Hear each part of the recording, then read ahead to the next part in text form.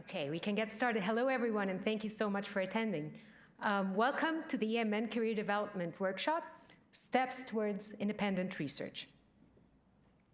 Today's workshop will focus on how to develop personal and professional skills, looking inside, as well as identifying and capitalizing on opportunities outside, looking around, towards increasing your chances of success towards faculty. My name is Sandy Azab. I'm a postdoctoral fellow at McMaster University here in Canada. I'll be co-moderating this session along with Dr. Safina Begum, who's a postdoc at Harvard Medical School in the USA.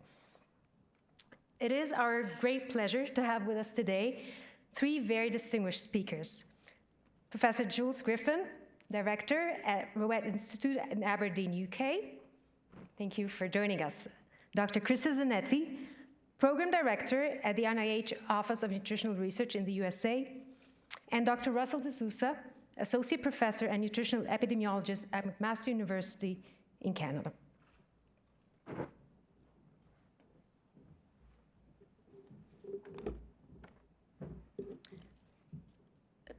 So this workshop was brought to you by the 6 people listed here: Susanna, Sandy, myself, Evelina, Elvira, and Dominica, and we form the conference workshop organizers for the EMN committee. Please feel free to follow us on Twitter. We have 2,000 followers at the moment, and we'll keep you updated with any conference events, and we hope you enjoy this session. So, Jules, the floor is yours. Thanks very much. Thanks very much, everybody. So if I can get the first slide up. So I got given the task of create your own research niche. And I've got a bit of a confession, actually, sort of straight up. So I should say, my name is Jules Griffin. I'm the director of the Rowett Institute. So I joined the Rowett Institute sort of 2 years ago. And I had to make up that job to a degree, so you don't get any training to be a director, so you sort of make it up as you go along the way. And that's sort of how I felt that my research niche has gone as well. So you sort of end up sort of making it up. And I'm not sure whether I always actually sort of created a research niche for myself. But what I thought I would do is break this talk down, tell you a little bit about me and tell you a bit about some key moments in my career, I think sort of where it helped me create that niche. And also to get you to think about some ideas about creating your own research niche.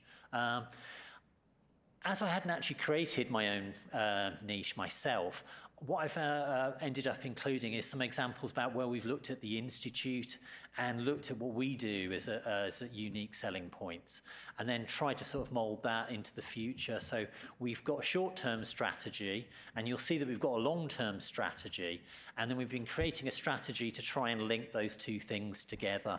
And that's what I'd recommend, actually, in terms of that future career sort of going forward.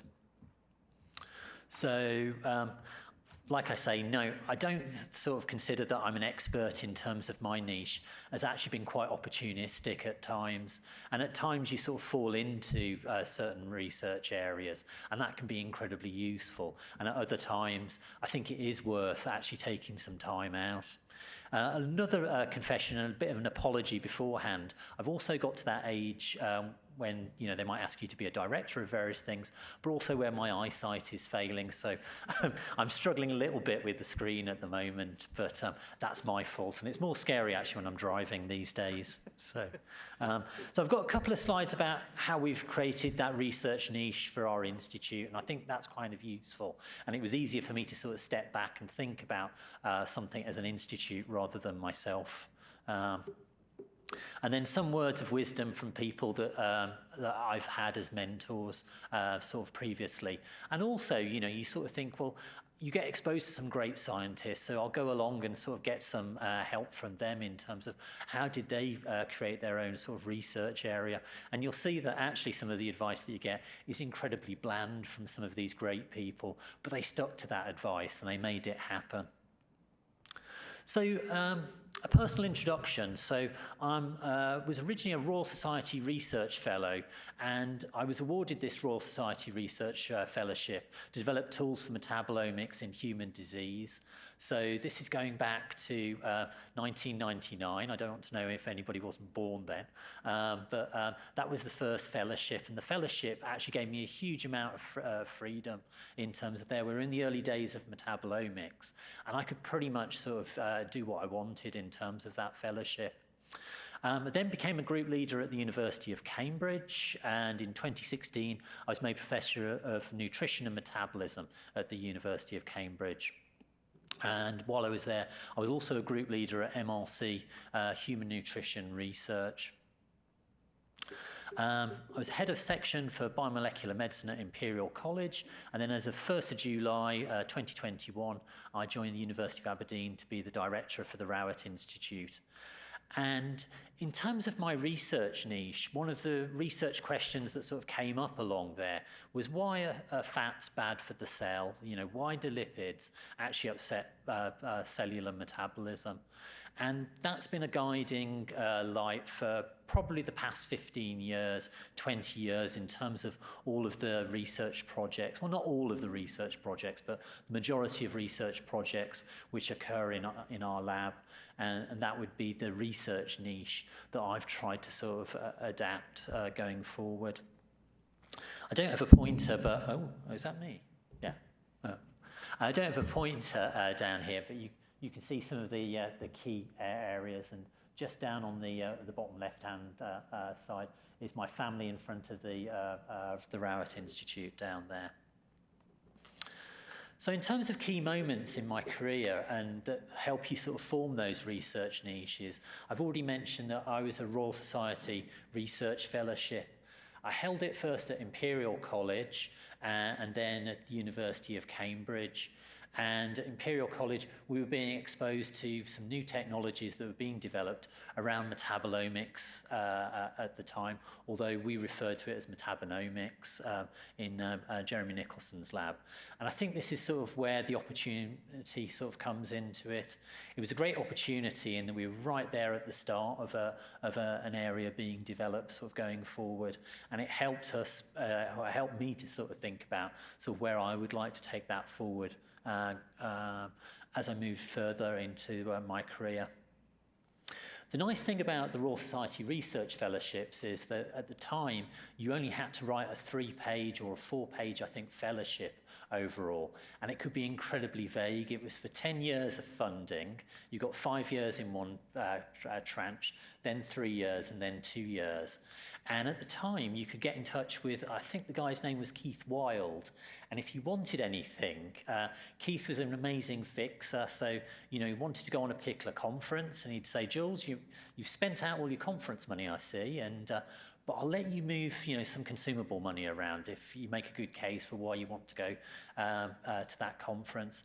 He also allowed me to actually change the focus of my fellowships. What I found was that what I wrote about sort of right at the start of this fellowship, I was not going to be able to very easily achieve that. And indeed, some of the things that I'd said that I was going to do, we're still trying to have problems sort of achieving that within metabolomics at that time. So I was able to have a conversation with my funders and then change the focus of sort of where my fellowship sort of took me sort of going forward. So I think that was incredibly useful. Another key moment in my career in terms of defining that research niche was going to MRC Human Nutrition Research. So in the UK, we have a number of institutes and units that are funded by our research councils. And you can go there and pretty much sort of focus on your research during that time. What this allowed me to do was move from animal models into human models and actually have humans as my model system going forward. It was also incredibly useful in that the MRC used to encourage us to work with other MRC units, so it helped me build up a research network in this area. And the other nice thing, I think, is it's one of the few times that I've had my service contracts on all of the mass spectrometers paid centrally, so we didn't have to worry about that. It did allow us then to be incredibly collaborative, so we could run samples for other people, perhaps charge less than others might have to, not worry about where the bills were going to be paid. And that set up a number of different collaborations going over there. So, like I say, a huge number of collaborations going forward. I think the problem, though, is that this type of funding, nothing lasts forever. So unfortunately, all MRC units have a fixed lifespan of about 15 years. I joined in the final 5 years of H&R. It was nice while it lasted, but it gave me a time to actually sort of create that research niche going forward. So how do you identify a niche? I thought it'd be easier to actually just sort of tell you a little bit about how we've been trying to do the same thing for the Rowett Institute. So I'm a new director. My management team is actually relatively new to that job. We were faced with a funding cut from our main providers. So we had a bit of soul searching sort of going forward to try and think about what do we do that's unique and how might we be ready for the next 100 years. Well, I forgot to tell you, the Institute's been around for 100 years. Its first director won a Nobel Prize, so there's a lot of pressure there sort of when you come into that new job. So how do you sort of set up that strategy sort of going forward? So one of the very basic questions that we had is, what are we known for? So we went through and sort of thought about the great research that's happened in the Institute before.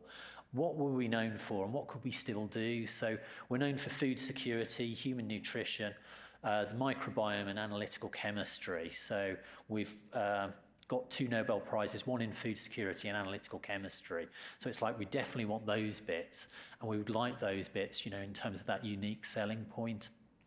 But I think you also have to consider about where you're going to go in that future. So where would you like to end up? And one of my warnings is that you never want to get siloed, I think, in terms of your career. So it's the same for an institute. So where would we like to go? Well, we know that we need to be more sustainable in terms of our nutrition. We're producing lots of food across the world, but we're not producing it sustainably, and we've only got one planet sort of going forward. So we wanted sustainability in there. We wanted to do more around precision nutrition. We're very good in terms of nutrition, of advising people that are healthy about what they should be eating, but not very good about actually telling people that have disease about what they should be eating. And we also needed to have education there for 2 reasons. If you're in the UK, education is actually the thing that pays the bills more often than not.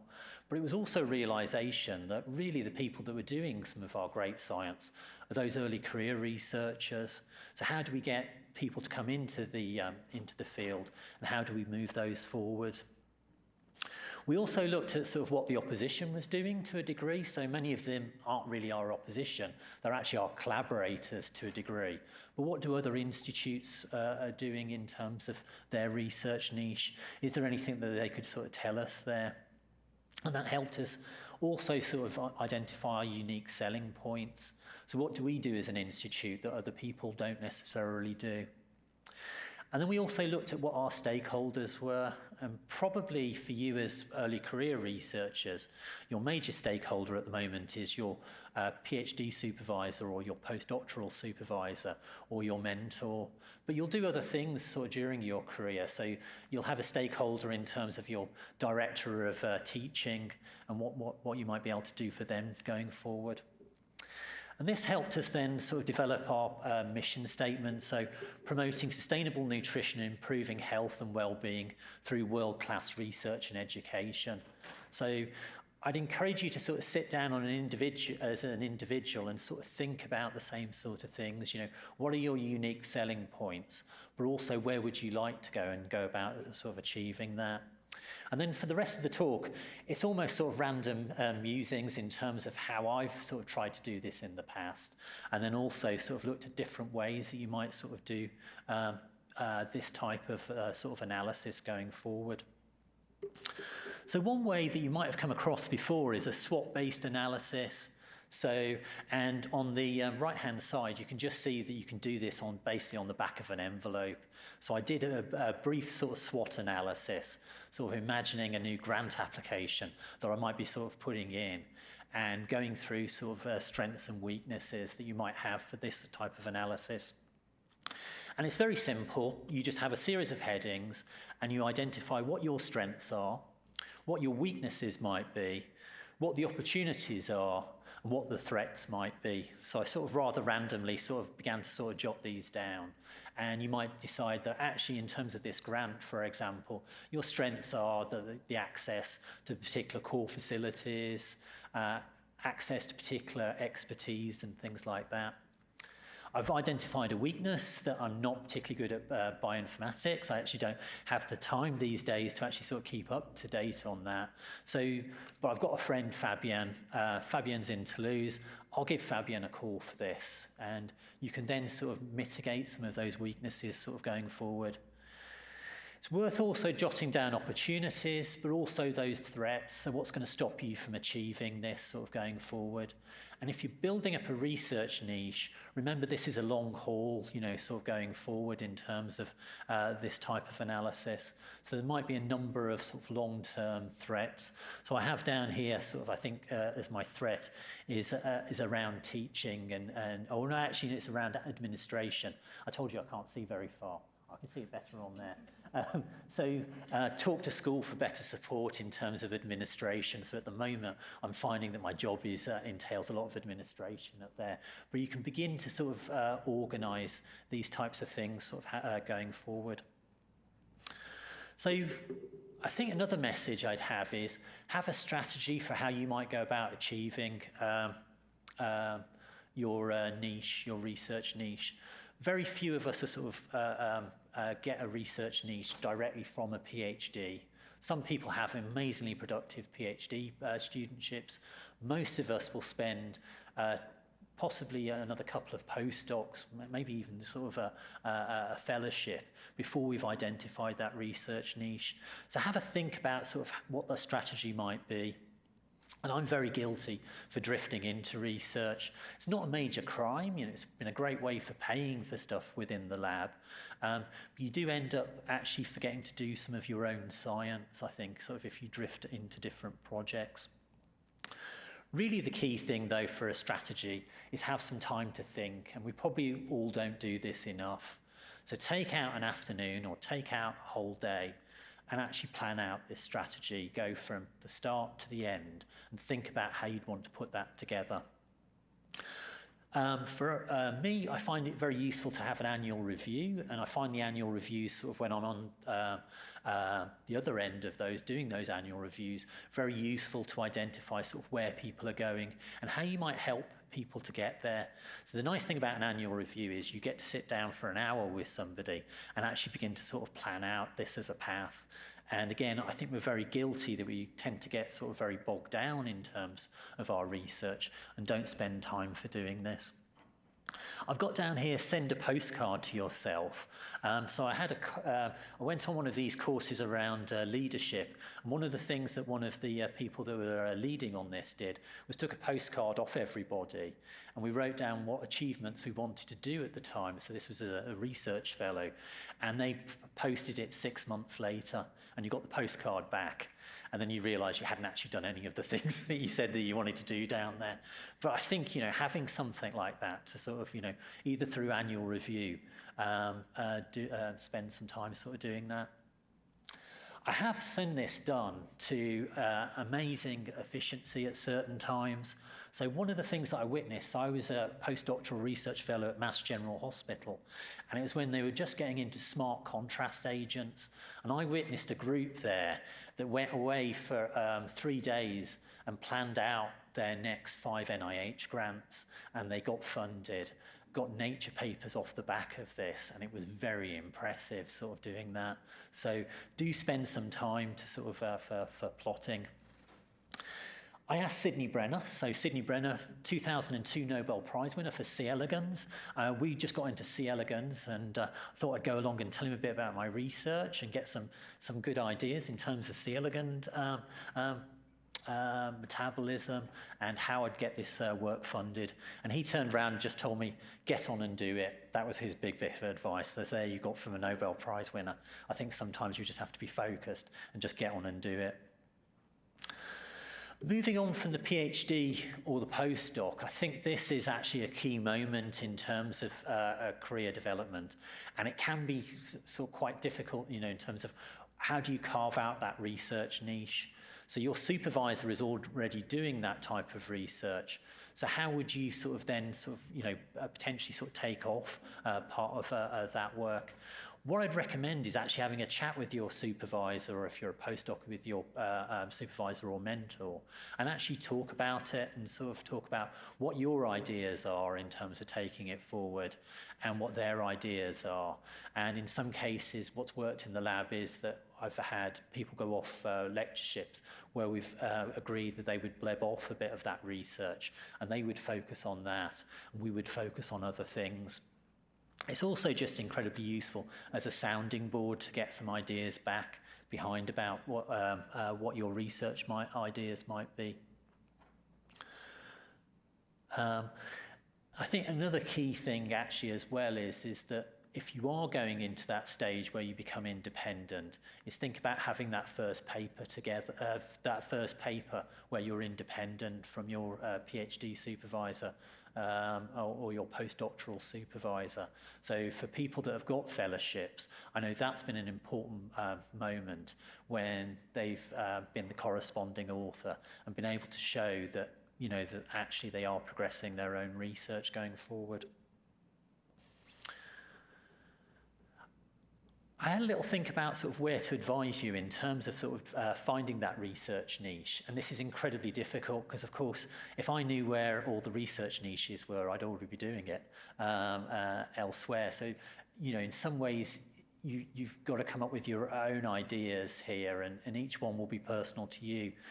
But in terms of sort of just sort of general comments, one of the things that I was going to suggest that people looked at are some of the UN Sustainability Development Goals could provide inspiration. So we know that the world is going to be affected by some major challenges going forward. So these challenges are going to require the best minds around to really solve these challenges. So you can begin to sort of look at what these development goals are, sort of on the UN site there, to look at sort of which research areas they think are sort of most interesting. So for us, there's a big area around nutrition, lots on more intelligent ways for crop design, carbon capture, and all sorts of scientific challenges on there. There are funder priority areas that you can go, but a word of caution is that funder priority areas do change quite quickly. So finding a research niche within a funder priority area can be quite difficult. And then there's some excellent reviews out there in terms of sort of finding some of this information. So I've had an interest in mitochondrial metabolism, and if you've ever read the textbook Bioenergetics, the second edition had the grand challenges in mitochondrial metabolism. So, you know, it was almost sort of telling you where you should be writing your grant applications. It didn't then end up in subsequent editions, so I don't know whether the authors felt we'd actually addressed all of those problems or they were off writing grants at the time. I'm going to speed up a bit in that I've got a few more slides and I'm running a little bit out of time. But I've had a few things about the importance of conferences. So you've all, you know, I'm preaching to the choir here, so you're all at a conference here to help you define your own research niche.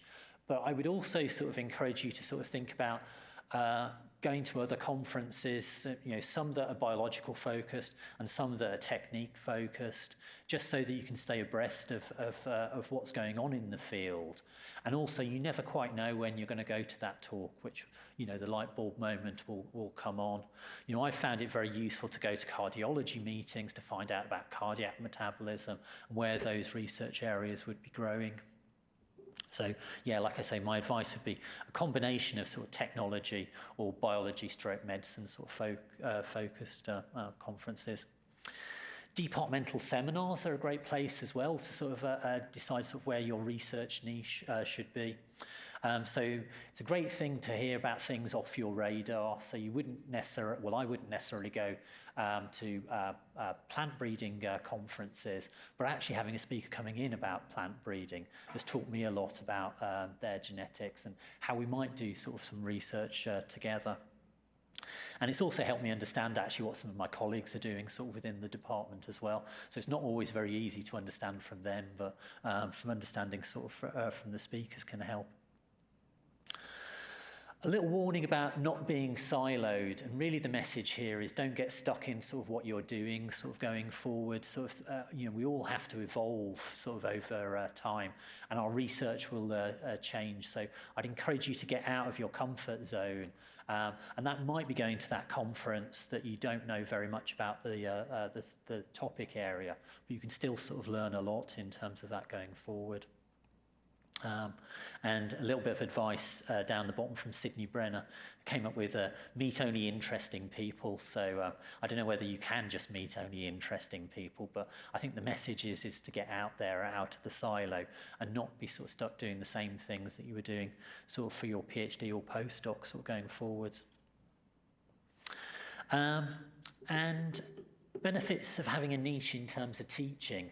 So for most of us, actually, within Europe, I was going to say, is that for a lot of us within Europe, it's teaching that pays our salary sort of going forward. So certainly true within the UK system, teaching of undergraduates and postgraduate talk courses make up most of our salary. So actually having a teaching niche can be really useful. So in terms of my first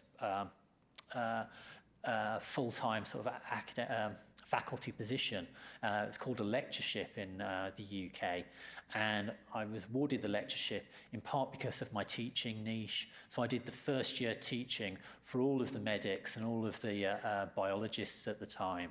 So if I got run over by a bus, there was nobody to deliver that teaching. So when a full-time position sort of came up, I had the head of teaching who was supporting me sort of going forward. So I think it can be very important, depending on how your institution is funded sort of going forward. I've got down here, this is a penultimate slide, the pros and cons of being a technologist. So by being at a metabolomics conference, I'm assuming most people in the room actually have that, would describe themselves as a technologist. And my former head of department, Sir Tom Blundell, had said that you'd never get anywhere just by being a technologist. What you need to know about Tom is that he was a crystallographer, and you can see by his name, Professor Sir Tom Blundell. He did very well out of being a technologist. So I think, you have to sort of consider sort of the pros and cons of it. One of the things that I found challenging is that you do need to sort of stay with the latest technology, and that can be pretty expensive going forward. So my advice would be to find a niche within a biological or a medical problem, but also continue the technology. And then the final slide is probably the most important point, is have fun. So this is myself and my then PhD student, Tom Ashmore. We're at on a glacier in the Cumbar Valley at base camp at Everest. So, some of the time, in terms of creating that research niche, make sure it's a fun niche. So I've got some very brief final thoughts. So a research niche takes time, and you won't fall into it straight away. Be open to new ideas and seek them out when you can. And then I think the other important take-home message is make time to think. Thanks very much, everybody. Thanks.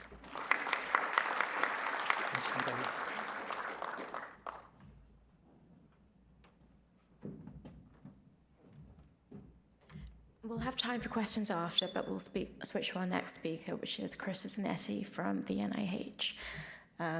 Many of us know Krista already, so she needs no introduction. I assume.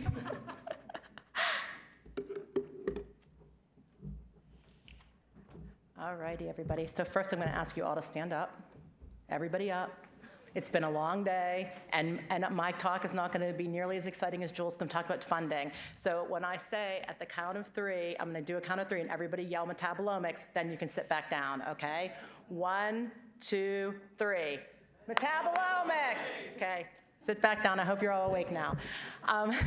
So I am going to be talking about sort of where you find your path to get funding through Career Development Awards. So for those of you that don't know me, I'm a program officer at the National Institutes of Health, which is one of the largest biomedical funders in the world, and we fund a lot of grants.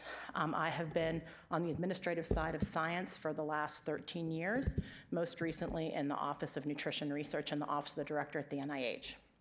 So how do you identify, appropriate the first thing you need to do is identify appropriate funding agency for your project. So I'm going to apologize if I stutter a little. I have my bifocals on, so everything's blurry down here. So just you're going to have to bear with me till I figure out where my glasses need to sit. So the first thing you need to do is to identify appropriate funding agency for your project.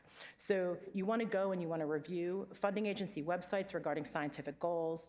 The tips I've given people are thinking about the people's strategic plans. Most agencies have strategic plans. They write information about their initiatives, their scientific areas of interest all over their website. They want you to know what they're interested in, and that information is readily available, so make sure you seek that out.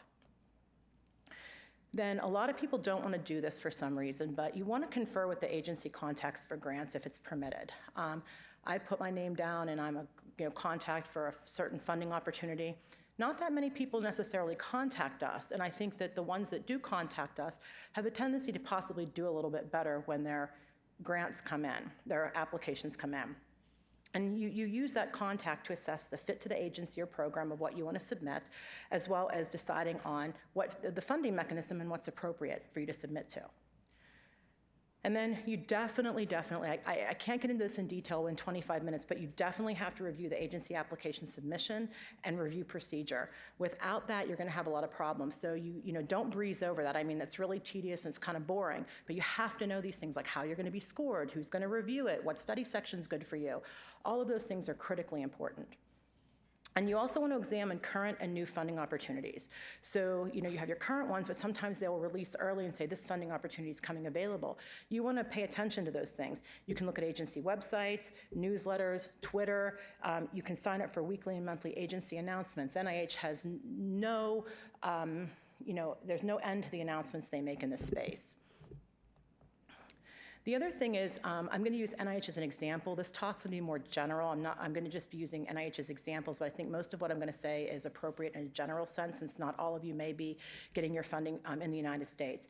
But for those of you that don't know, as I mentioned, the NIH is the largest public funder of biomedical research in the world.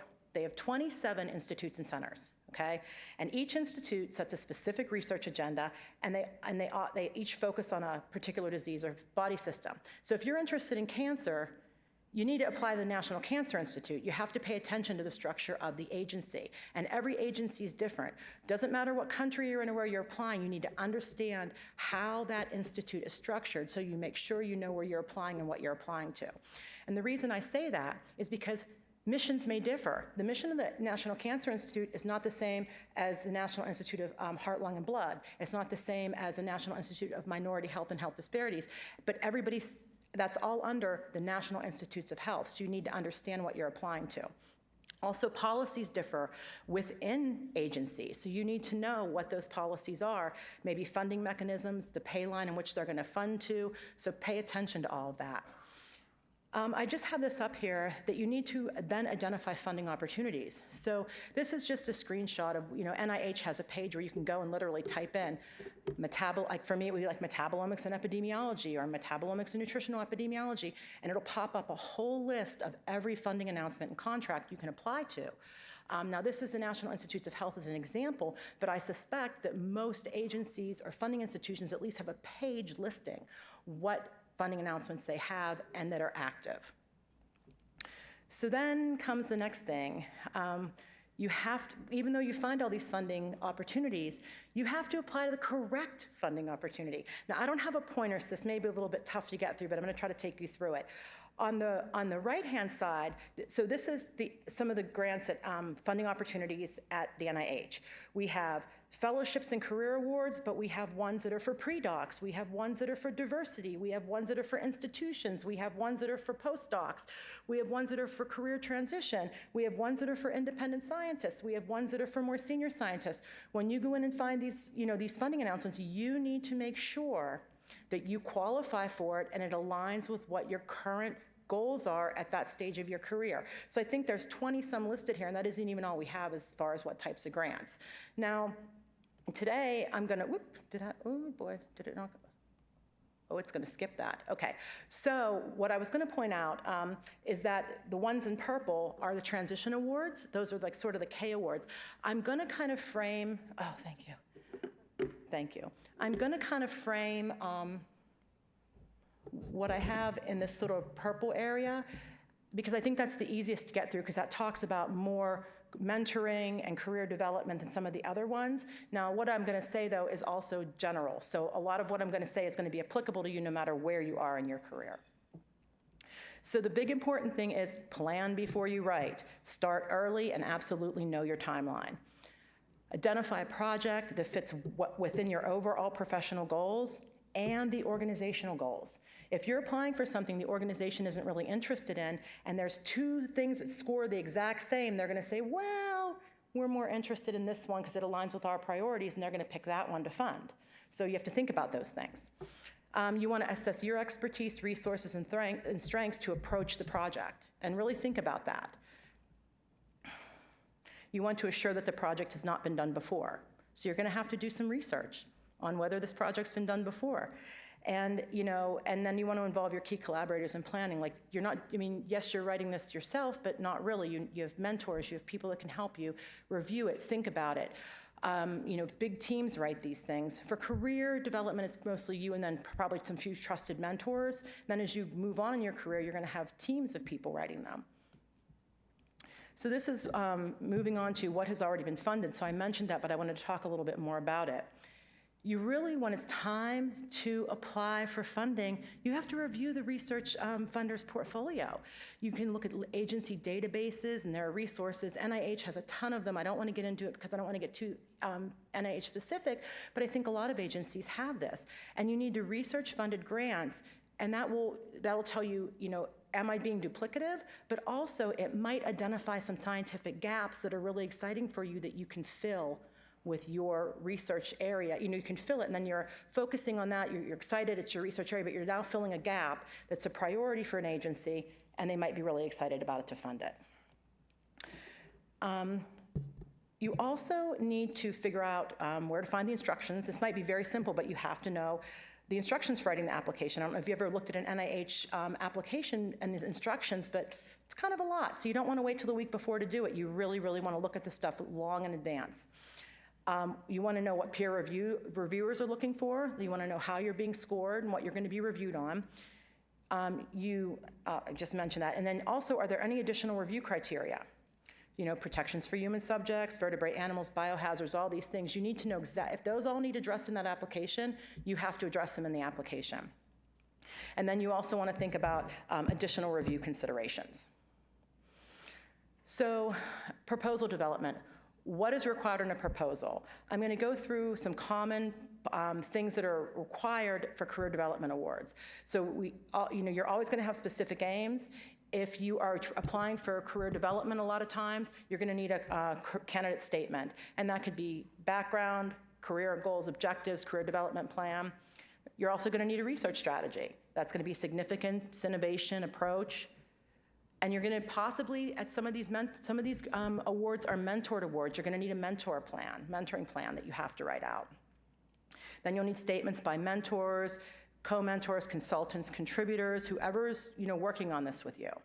And then obviously a description of institutional environment. And that's particularly important for career development awards. They want to make sure if they give you this that your institution is going to be fully supported so that you're going to be successful. And then also the institutional commitment to the candidate's research career development award. You have to, a lot of these require the institution to sort of write a letter and say, this is how we support this is what we're going to provide for this individual for success. So the next you need to sort of align your career development plan to your professional goals. So I'm going to go career development plan, then I'm going to go to research strategy. You need to show reviewers that you can establish an independent research career. So that's the thing, you're showing where you are, where you want to go, and at the end of the day, how you're going to become an independent researcher. So you need to lay that out in a clear story. The career development plan is just as important as your research plan. So spend sufficient time on it. You're going to need a strong career development plan, and you're going to need a strong research plan, and they're going to look at both of those. So you want to justify, your need for the award. You want to explain how that award's going to be really vital in moving your career forward toward independence. They're going to look and say, is this going to get this person into an independent position or not? So that's got to be stressed in this statement. You also want to specify, training and courses that you're going to participate in, how often you're going to meet with consultants, and also how all of this is going to help you meet your objectives. You need to stress your commitment to a career in your scientific area of focus. And that should align with the relevant funding announcement you're applying for. So if you're applying to something that is patient-centered research and you're talking all about your mechanistic work in animals, you're probably not aligning very well, but there's probably one that's focused on basic biomedical research, and that's where you should be applying. Is it going to go forward? Oh, there we go. And you also want to read the relevant funding announcement for other elements that you should include in the career development plan. They'll always write like you need to add this or that. Sometimes there's extra stuff you have to look at, and you need to add it, and it can be in there's always a little section you want to check, and it could be, and this is for anybody, this is even when you get, especially when you get to your more independent research, grants, there's always going to be these sections that tell you, actually in this case, because we're so interested in this, you have to add this, this, and this. Don't overlook that stuff. Okay, and then now, thinking about an application, so we talked about your career development plan, but what about if you are applying for a mentored research awards? There's ones that are not mentored, and there's ones that specifically are mentored, and there's a lot of those out there. What do you want to think about whenever you are applying for a mentored, oh, sorry, I guess I have a typo, application to mentored research. Okay, just ignore that. So when you, I'm lacking sleep. So when you think about mentored award applications, you really need to form a strong mentoring team. You need to pick mentors who are accessible. What if you really think this person is great? He's wonderful in science or she's wonderful in science, big name in the field, and they're always traveling, and you have no access to them. That's not going to help you in your situation to move your science forward. You also want to highlight your mentor's funding. That shows that your mentor is successful, knows how to get funding, and also some of these awards don't provide a lot of funding to the applicant. They expect that the mentor is going to support some of that, so you have to show that that person is funded. And you also want to create a solid research plan. That's because the career development plan and the research plan are both important, and in this research plan, you have to show how it's going to move you to independence.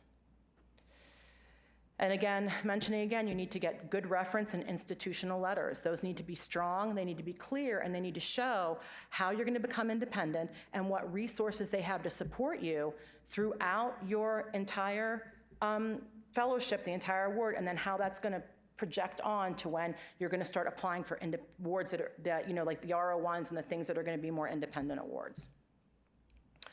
And you also want to obtain strong mentor statements. So your mentor is going to have to write a statement, and you have to think about that because some people write really good statements and some don't. So some of your mentors, you may have multiple mentors. You want to really talk to them about what's going to be in that statement, because if it's short and it's terse, maybe they write real quick and they're used to being brief and everything because they have to get everything in 12 pages of an RO1. In this case, you want to make sure they're really highlighting everything about you and why you should be getting this award. And then, importantly, make sure your mentors review your applications. Second set of eyes is always critically important. You always want that additional review because they've applied for grants for years and years and years, and they're just going to see things that you don't, and that's what they're there for, to help you become better at grantsmanship. So moving on from the career development aspects to the research plan, which is equally as important as the career development plan. Reviewers are going to look closely at your research plan, and it has two main parts, which the specific aims and the research strategy. The reviewers so you want to ask yourself, is it appropriate for and tailored for the experience level that you have? You don't want to misjudge that and write something that they would expect somebody who was, 15 years into their career as a professor versus really what would be appropriate for training. And also, does it allow you to develop the skills and knowledge needed to further advance your career? They're going to be looking at that as well.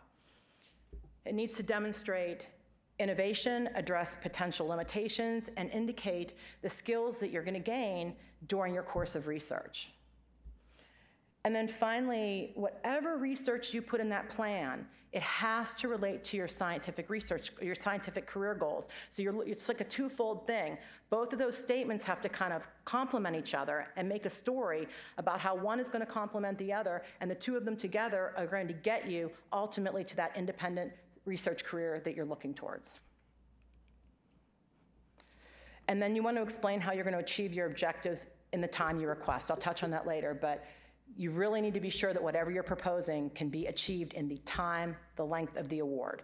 If it's 2 years, it's 2 years. You don't put 3 years worth of stuff. So moving on to what's part of that research strategy, specific aims. You want to tackle an important research question, it has to move the field forward. That's simple, we all know this. You want to avoid concepts that can't be strongly supported with your own preliminary data or published data from other laboratories. When you're earlier in your career, you may not have preliminary data or a lot of preliminary data, and some of these awards don't even require it. So you have to look at what published data from other laboratories and how that supports it. You need to identify your central hypothesis, and this is what anchors your specific aims to a common theme. It should be well-focused and testable. Okay, you got to be able to test it. And the rule of thumb generally is no more than 3 specific aims. Limiting your application to like 3 specific aims or less, depending on what you're doing, is really important, because otherwise they're going to think you're overly ambitious and there's no way you can do it. When I got grants in that had 5 specific aims, I'd be like, they're kidding, right? Really, it needs to be doable in the time frame of the grant. And this is a really common mistake a lot of people make, so try to avoid it. Also, specific aims need to be written clearly, easy to understand. We know this. They need to reflect a proposed project that tackles an important problem in the field, and it has to be, in a significant field. They have to be capable of generating new discoveries in that field and reflect work that's new and unique, innovation. They always want something innovative. And then you have to be likely to exert a significant influence on the field, significant influence in that field. So innovation, significance, that's what they're going to look at. Also, be sure that the objectives can reasonably be achieved, and I'm going to drive this home, within the time frame. So important. Start broadly with an emphasis on significance, and then focus that down to generating the experiments with very clear endpoints that they can readily access. So many times I hear, oh, there's no way they're going to achieve this in 2 years or 3 years or 5 years. Or they'll say they've got to take a whole aim out because there's no way they're going to be able to do this. You want to get outside opinions with a fresh perspective. Do you have a mentor who's been successfully awarded from this agency or this group that they can look at what you have and give you some good feedback? So for moving from aims to actual research strategy, the goal is to present well-organized, visually appealing, and readable description of your project. And you're like, visually appealing. Your figures better be clear, they better be crisp, and they better be able to stand alone, and they better tell the part of the story. Like, you want to look at those figures and be like, that explains a lot. So if you can't figure out how to convey your message in that figure, show it to other people and get that drilled down so it's very clear. View the research plan as a map that shows how to plan and test your hypothesis. It's like your story, your research story. It lays out the experiments, it lays out the expected outcomes clearly and precisely. You have to convince the reviewers that you'll be successful. This is what's going to convince them. Are you going to be successful? Can you do this? Do you have clear outcomes, and are you going to be able to do it in time frame X? You need to minimize any doubts they might have that you're going to be able to conduct the proposed research. And then you want to keep the reviewer's eyes on the ball. If it's a key point, repeat it, repeat it, repeat it. You keep repeating it throughout. Your research plan has to answer 3 basic questions. Can your research move the field forward? Is the field important, and will progress make a difference in the research field? And can you and your team carry out the work? Now, if it's, possibly, some of these mentored awards, your team's not going to be very big. It may be you and one other person, but still you have to show that you and that one other person, or you, can, carry this work out. You want to create opportunities to drive key points home. Emphasize the project's importance, the team's expertise throughout. You don't want to just leave that to the significance section or leave that in the bio sketch section. You want to keep repeating it, repeat it where it's appropriate to bring their attention back to it. This is significant. We have the expertise. Also, don't do this in emails. The bold and italics in emails drive me nuts because I can read.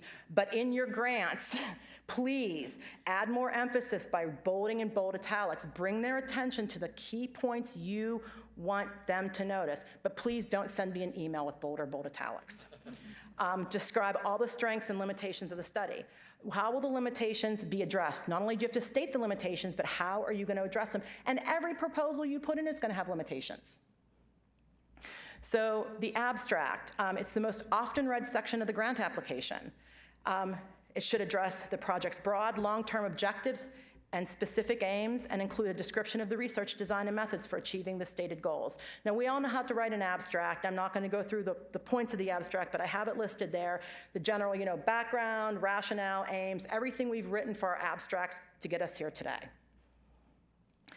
Now, budget justification. That's going to be probably new for a lot of you, and it's not that easy. But that's where you're probably going to need some of that mentor to step in and say, here's how you estimate, here's how you figure this out. Do not significantly under or overestimate that budget. I always hear, we put a little more in the budget in case we need it. Well, I know that when I read it. So do the reviewers. We know we know you've over budgeted. The budget request is used to gauge your understanding of the project's cost and what is needed to accomplish the aims. So they're going to be like, they don't understand what this is going to cost. Do they really understand what they're doing?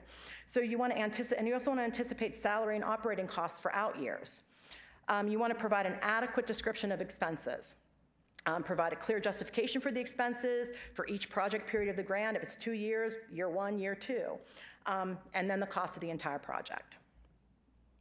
So I'm going to go over some of these things. Now, these are specific, the most frequent problems reviewers cite when they critique grant applications. This is more specific to your research strategy than the career development plan, because everybody, every single application has a research strategy, so they always list these out. This is one of our the agencies that reviews our grants. I got this from them. So these are the list of things they say come up the most. Lack of new or original ideas happens a lot. Absence of acceptable scientific rationale. Lack of experience in essential methodology. That one comes up so often. Well, they need this person, they need that person, but they don't have it, so we're going to score them lower. All they needed to do was add the epidemiologist, and they would have been good to go, for example. I'm just using that because, Russ and I are in epidemiology. And then, of course, they have to add a biochemist and everything because, Jules is here. But then there's also questionable reasoning in experimental approach, uncritical approach, diffuse, superficial, or unfocused research plan, lack of sufficient methodological detail, lack of knowledge of published relevant work, unrealistically large amount of work. I've gone over that with the timeline and everything. The aims, keep your aims to 3 or less. And then uncertainty concerning future directions. These I've seen over and over and over again. Like when I go into, we do things called portfolio analyses. When I go in to do a portfolio analysis and see what we're funding, and I have funding and I have to extract data, I can tell you in less than 5 minutes who knows how to write a grant and who doesn't, because I can't find the information I need. If it takes me more than 5 or 10 minutes, you have not written a good grant. Where's it going to go? Oh, there. And also when you get critiques back, I didn't go in a lot into getting your summary statements, your critiques back, but I feel the need to say this. Critiques are not a personal attack. The number of investigators that call me furious about this, it's not a personal attack, remember that. And also, sometimes when you get bad reviews or, bad reviews for your manuscript, there's often some wisdom in the harsh critiques. Just remember, there's always some nugget in there you can take to make it better. Very quickly, I think I have 2 more slides. Writing tips. I'm just going to throw these out. They're obvious, but they wanted me to address writing a little bit. So you make your project's goals realistic. You be organized and logical. Follow the suggested organization of the application. That's key. Write in a clear and concise language. It must be easy to read and well written. Edit yourself, but also get others to edit your stuff. Get help. And share your application for comments. Oh, not to your competitors. I'm talking about to your mentor. Share it with your mentors. And I think this is my last slide. Keys to success. So these are my final words. Find collaborators and mentors who are experienced in writing successful grants. Share your applications and summary statements with them. Get their opinions. Get their feedback. and have them read and critique your application before it goes out. Contact the funding agency scientific staff at the appropriate stages of the review and award cycle. That's what we're there for. I'm not sure why some people are afraid to call us. We're people just like you. We're scientists just like you. We like helping you, or we wouldn't be in these jobs. So please, if there's a name listed, call them, email them, do whatever you need to do, set up a meeting with them. And then educate yourself about the peer review process. If you don't know the peer review process that you're working, the structure you're working within, your chances of success are going to be lower. And then finally, over time, continue to work to develop your grantsmanship skills. So thank you for your time, and I look forward to answering questions during the panel. Thank you so much, Krista. That was fantastic, especially this pitfall slides. We'll be aware of that. Please, everyone, start writing down your questions. We have an intentionally long Q&A session to stir the discussion. We know from a Nature survey that 78% of graduate students want to become independent and become faculty, but the number tells us who actually reaches around 20%. So let's steer that discussion, and before we do that, let's listen from our last speaker. It's my pleasure to introduce Dr. Russell de Sousa, who will talk to us how to put that application together. Thank you so much. Okay, we'll do two remotes. Which one? 25. Let's see, 25 minutes. Okay, good. Back. Forward, excellent. Fantastic. Can we just get a show of hands? Who here is from North America? Okay. Rest are outside of North America. I'm going to make that assumption. Dichotomous variable. And what career stage are we at? Who is undergraduate? Okay, one. Master's. Okay. PhD. Getting there. Postdoc? Okay, good. So we've got a beyond postdoc, and one beyond postdoc. All right, a few. Okay, good. So hopefully I get this right. So this is fantastic. So I'm going to talk to you a little bit about sort of the career stage, and I join in having issues with eyesight, so I'm going to do my best here to read. I'll just tell you a little bit about sort of my background. So I feel like a fish out of water because I was an English major, and that was my goal. I was going to be a journalist, I was going to be a writer, I was going to travel the world and write novels, and that didn't quite work out. So I took my 38% in introductory calculus and somehow managed to turn that into many sort of remedial courses in science, and eventually turn that into a career in science and epidemiology and nutrition. So I've sort of been through things in a number of different levels, and I hope I can just share with you some of the approaches that I've taken to coming here. So just before I start, I come from McMaster University. McMaster University occupies land on the traditional unceded territories of the Haudenosaunee and the Anishinaabe peoples, and we recognize the Dish with One Spoon Wampum Agreement.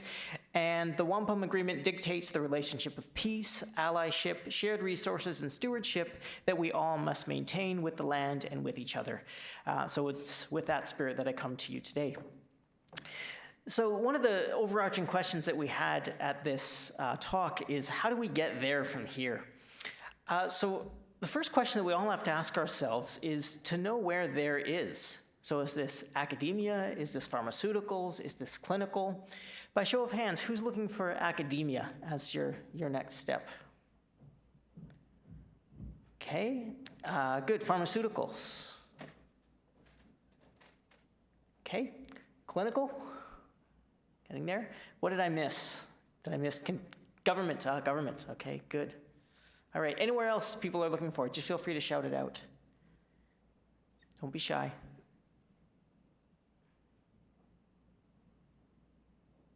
Nowhere else. Okay, good.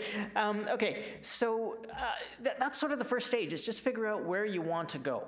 And that's probably one of the hardest decisions, and you're in a very good spot that you've all made that already, and that's why you're here. So then think about, where do you want to be in the next 5 years or in the next 10 years?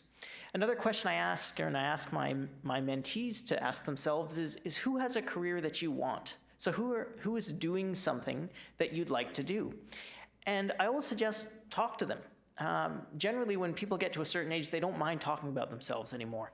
And it's nice to be able to share your experiences and your lived experiences with people who are taking that road. So you hopefully have something to offer them. So don't be afraid to just send emails. Now, I know, because I get a few of them, and I don't respond to them all, and I'm sorry for that. But, be persistent, because the one person that you contact may end up being the person that gives you good guidance for the rest of your career. And then lastly, think about in your circle, who can help you become that person that you want to be? And what environment do you feel that you need? And think about that. So you always want to ask yourself, who can help me? Where do I want to get to? Where would I feel the most comfortable? So in the environments that you've trained in, that you've learned in, which ones have made you feel whole, made you feel like yourself, made you feel, yes, I belong here. And take those as cues that is where you need to be. So this is this is probably small print, and again, along the theme, my eyesight's not very good either, but this is a tenure track position that was posted at the University of McGill, which is in Montreal, Canada. And here, basically, is what you would see. So the key points I've just put out here in those arrows in black, and we're talking about oncometabolomics. They're looking for certain technical skills, and there's going to be an element of teaching to this position that you would apply for if this was your job. So when you are looking at job descriptions, I just wanted to show you here that this is what a post might look like. And these are the sort of things that you want to look for in that post. So what's the field that it's generally in? What skills are they looking for? And what responsibilities might you have above and beyond research? In this case, it's teaching. And then finally, they'll give you sort of instructions on how to apply, what to put together. And that's really going to be the focus of the next part of my talk, is how do you prepare your materials and get them ready? So the application. So a common piece of advice you'll always get is start early. So I recommend, one is on the short end, up to 3 months before it's due. There's always, the more time you leave yourself, the better, because it gives you crucial time for revising, putting it aside, coming back to it a week later, realizing that it's crap and saying, okay, I have to rewrite it. This happens to all of us, and it only happens with time.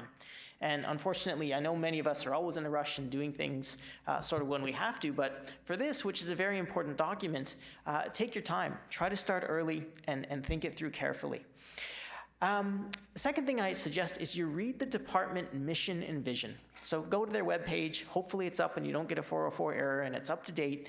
And know who is in the department. So who does work that you do? Also, who doesn't do work that you do? So that's sort of a gap that you can fill.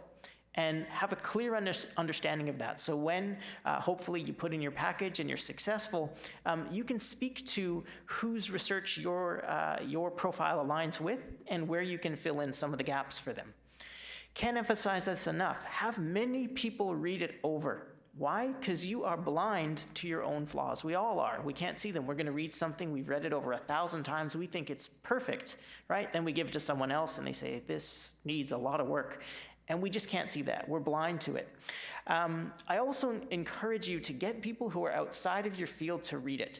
So when I do applications, I'll give it to my friend who's a cardiologist. I'll give it to my mom. I'll give it to my friend who's a social scientist and a friend who is an English major. Oh, and one more who's a business person. And the amount of comments I will get are so completely off the wall. But they help me realize that there are certain things that I've just not explained correctly. And if I've not explained it correctly and reasonably intelligent people don't understand it, then I need to do a better job. So I encourage you to, put your ego down, let everyone read it, and be really open to feedback, criticism, and suggestions to improve. And I've mentioned here just a few people that you can go to. So then you're on to your cover letter. So all job applications need a cover letter. Can't emphasize this enough. It's got to be tailored to the department and the institution you want. Very common mistake you will see is that people will they'll have one address to the previous job that they were applying for, and then they'll actually have in the header the wrong institution. This is not always a fatal flaw. Don't worry about it. But, it probably doesn't leave a great impression. And especially these days when, unfortunately, there are just so many of you competing for a limited number of jobs, these types of little things can really set you apart. So you want to show them that you know enough about the school to justify why you chose them. So the more unique information you can provide in your cover letter, the better. Read the job description carefully. And I always encourage people to mirror the words that are in the job description. I think in the past, I've bolded those sections when I write them, but you don't always have to. It just depends on your personal style. And another rubric I've heard is this me, you, we approach. So in your cover letter, you tell them, this is who I am. The you, this is why I am choosing you. And then this is what we can do together. So you want to sort of paint a picture of where you've been, where you want to go, how this institution is going to help you achieve that together. So that's sort of your big picture. So, okay. So now I'm going to go sort of step by step with all these. So in the cover letter, first we have your address. So the best you can do is know the name of the people on the hiring committee and address the letter to them. Double check that you've written the right institution, you've addressed it to the right person. Just shows attention to detail. So your opening paragraph, what you want to do is clearly state the position you're applying for, because oftentimes the same institution may have one or two different postings, and you're going to apply to both of them. So make sure that you get those things correct. Any previous contact you might have had with people in the institution, it's important to make reference to that. Be clear about your academic qualifications, just to make sure that you meet the job description. And then I always have a sort of briefly what's your area of interest and why you want this particular position at this institution. Then your second paragraph, I say set the stage, right? So what sparked your interest in research? What did you do for your MSc, your PhD, your postdoc? Tell them just a little bit about how you've gotten to this stage so that they get to know you a little bit. Now your third paragraph, I sort of delve into now, what are examples of why you match what they're looking for in the job description? So I highlighted them. You don't always have to do it if you don't want to. But I say, okay, they wanted a future leader in the research area. So I said, okay, I am, this is why I am. I have experience working with international nutrition research, and I give some examples of that. And I have considerable expertise in statistical analysis. I'm not doing this to brag, I'm just doing this to show you examples of how you make the case for who you are and how you sell yourself. We're all scientists, we're not very good at that, right?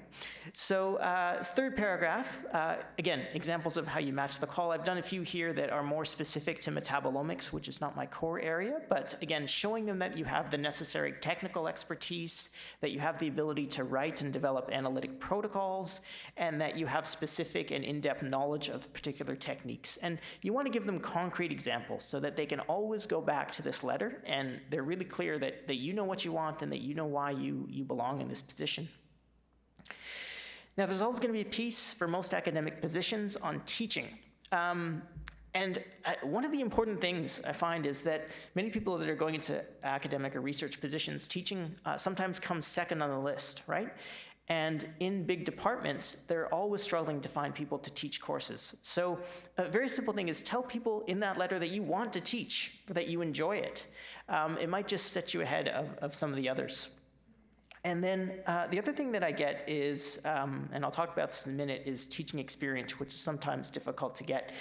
And then lastly, I have service work. So any sort of volunteer things that you've done with your university, this can be journal review, it can be student associations, etc. Mention that.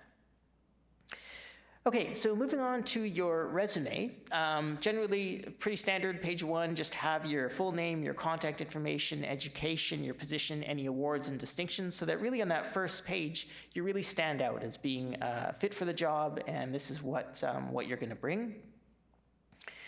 Page 2 to 3, I say let's start talking about your research, your teaching experience, any invited lectures that you've had, any experience you have supervising, and then again, service to the academy. And again, I'm happy to share these slides with you. I know we're going through them kind of quick, and there may be a lot to take down. And then you go into any grants that you've had, any publications or abstracts, and when you're listing your publications, I always recommend highlighting your name so someone can just look down the list and quickly see where you fit in the author list. Often institutions will ask for a research statement or a 5-year plan. And again, this should be tailored, right? So tailored to the needs of the call. So in the introduction, you want to link your research statement to your postdoc work, your PhD work. Basically, where will you go from here? You want to show them that you've got a nice plan to go forward. Think about the theme of your research program, what collaborations you want to have, what study designs or methods you want to use. So this is just a sample of what I wrote. So I said, okay, my 5-year plan, this is what it looks like. I'm going to develop the ideas explored during my postdoc and my PhD work. I said, okay, these are the themes of work. I had to do with nutrition. I talk about my collaborations, and then the different study designs I want to work on. Now, what we want to also talk about here is timelines, right? So they want a 5-year research plan in this case. And so year 1 and 2 is always going to be difficult, right? So you want to focus on, I'm going to finish my dissertation papers, I'm going to get them published, I'm going to start establishing my lab. I'm going to start applying for grants, and then show them really that you're not going to be twiddling your thumbs for those first couple of years just waiting for grants, that you have some things you can start working on. Talk about fostering relationships with others in the university, and then trying to attract graduate students. So then years 2 and 4, you want to tell them, okay, you're going to start hopefully now having some grant success. You're going to have some collaborations that even if you weren't successful, you can start contributing to other people's work, and start describing some of the smaller studies you might do in years 2 and 4. And then again, continuing to attract more graduate students. And then your hope is that by year 5, and again, this is a pie in the sky, this is your ideal scenario, you want to be confident, you want to sell yourself. So year 5, what's the big study you're going to do? So you're going to do all this work between years 1 and 5 in preparation for getting a big grant, and year 5 will be what that is. You'll also have to do a statement of teaching philosophy. So a teaching philosophy statement is something that's basically a written description of your values, goals, and beliefs regarding teaching and learning and mentoring. So you want to give them some evidence that you're going to be a good teacher. So I always say begin with your teaching experience and how did these experiences develop your teaching philosophy? And be concrete.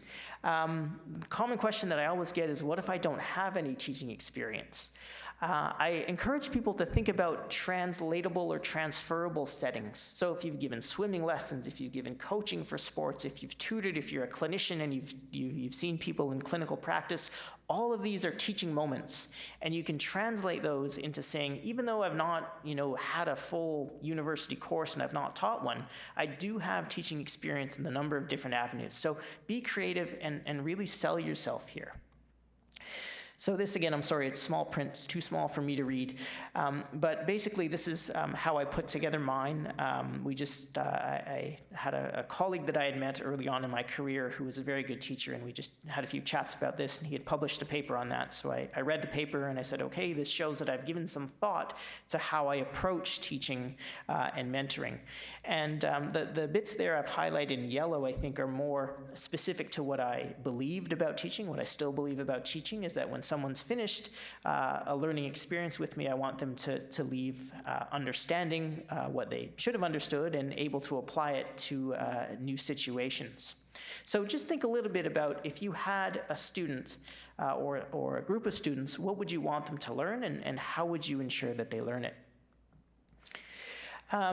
So I think now about teaching opportunities. So one of the most common teaching opportunities or experiences that you will have is as a teaching assistant. And here, think carefully about what you've done as a teaching assistant. Have you created course syllabi?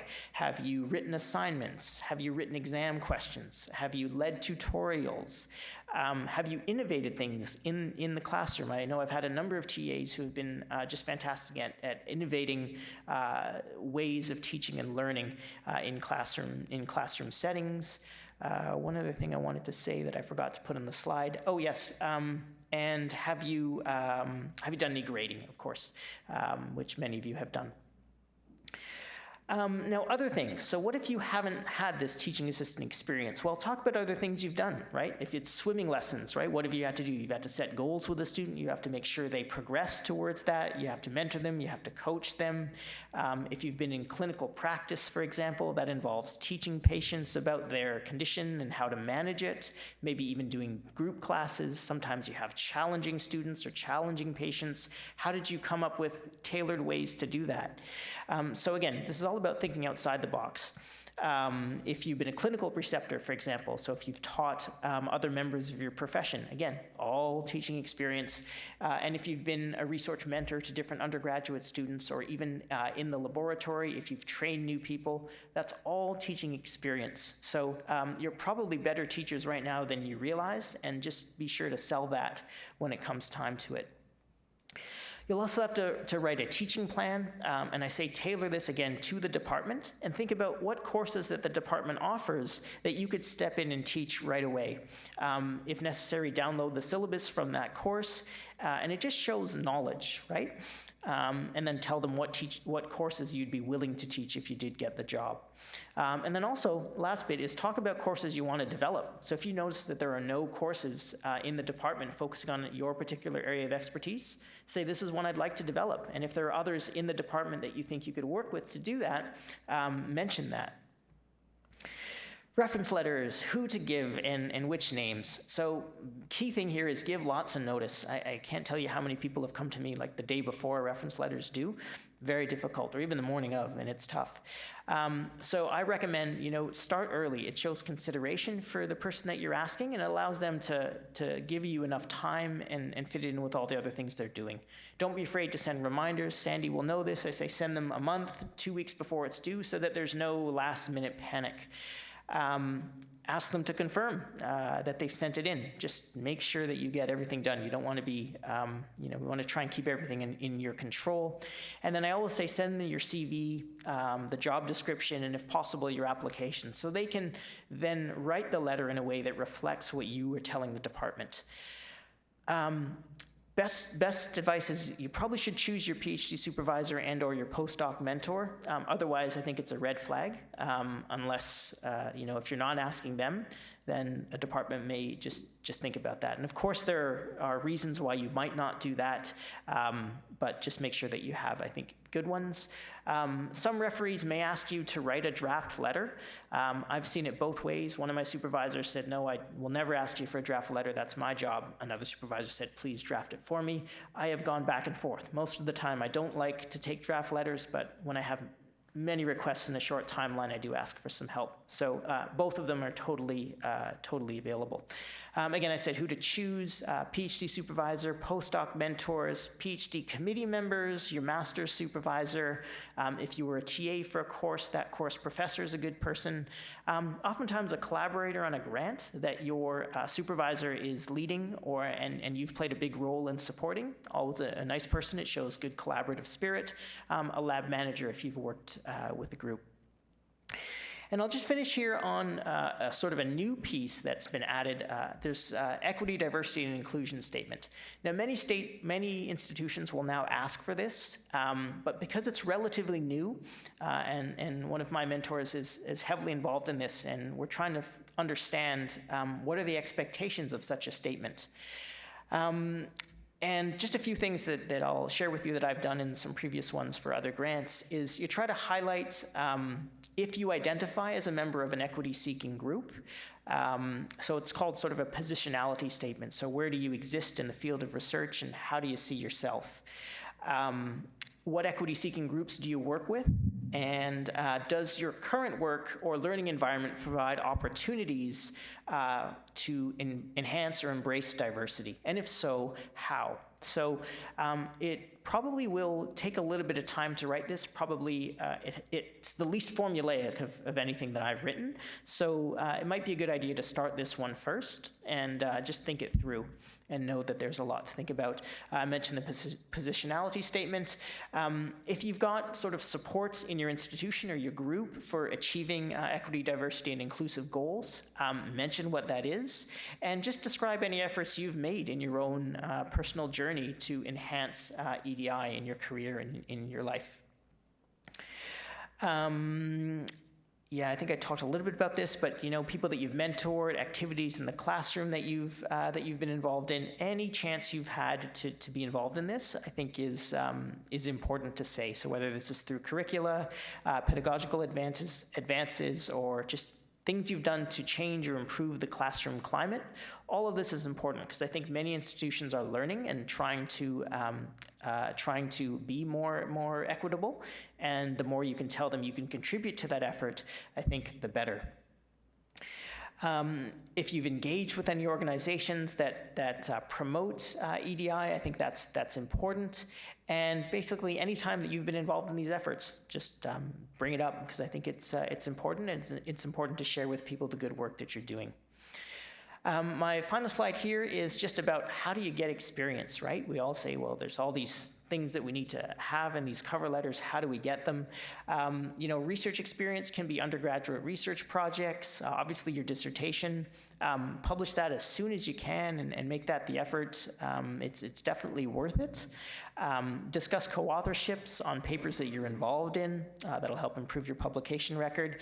Conference abstracts, presentations, posters, all count. Teaching, mentioned a fair bit about this, but teaching assistantships, any guest lectures that you've given, try and ask the professor maybe to give you a letter saying that you've given a lecture. If there's any feedback that students gave on the lecture, see if they can include that in the letter. Ask for it as soon as you can after it's done. That way it's all fresh in everyone's mind. And any student mentoring you've done. So we often have PhD students or postdocs in my research group mentor undergraduate students. So that's all valuable, that's all worthwhile, that's all teaching, that's all mentorship.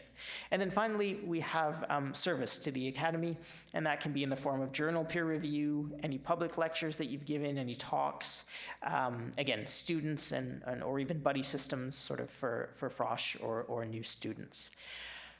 All right, so that's a lot. I just have to acknowledge all my mentors. I've had so many of them, and of course, my students who always make us look great. So good luck, don't be discouraged. It's a tough road ahead, certainly in academia, but there are ways through. If I can help you with the journey, just let me know. I'm happy to provide any more advice today or afterwards. So thanks very much for the opportunity, and look forward to your questions and discussion. Thanks.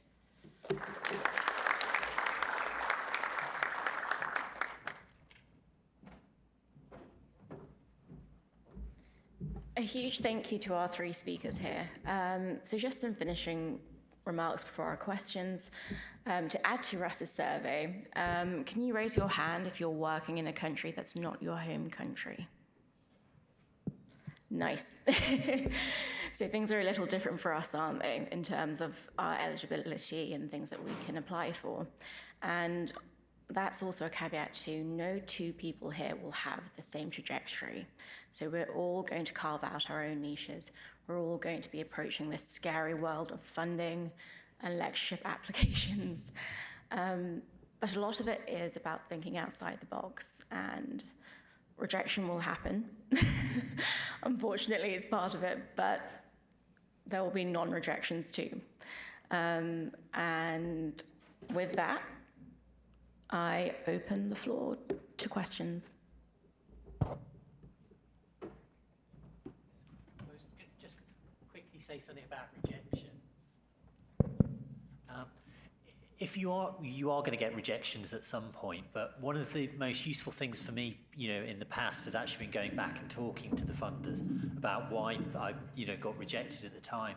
It was incredibly useful for that research fellowship, was just going back and finding out what did I do wrong and what could I do sort of better sort of next time. So I think we learn from our mistakes probably better than we do than our successes.